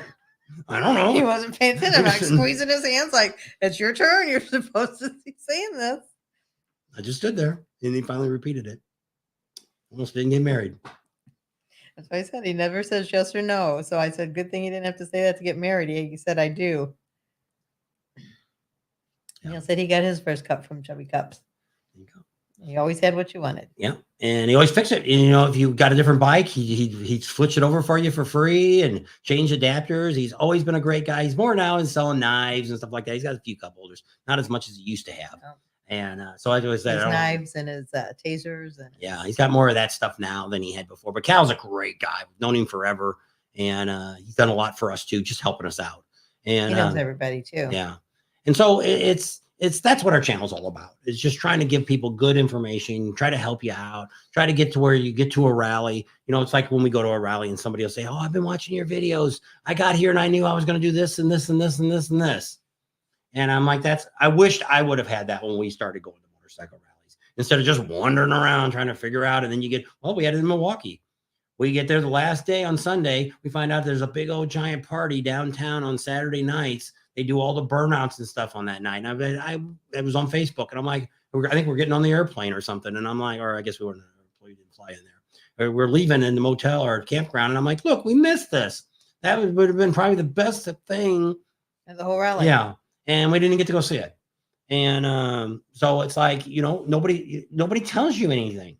So that's one of the things that when we started our channel, we wanted to do that. We wanted the information to where when you go to an event, you can be somewhat educated before you get there. And if you did need help, you can always contact us, email us, or if you got a phone number, call us and find out. And we got a lot of people. You know, Neil's been going a long time to Sturgis, and we have a lot of subscribers that go to a lot of the events that we don't always go to.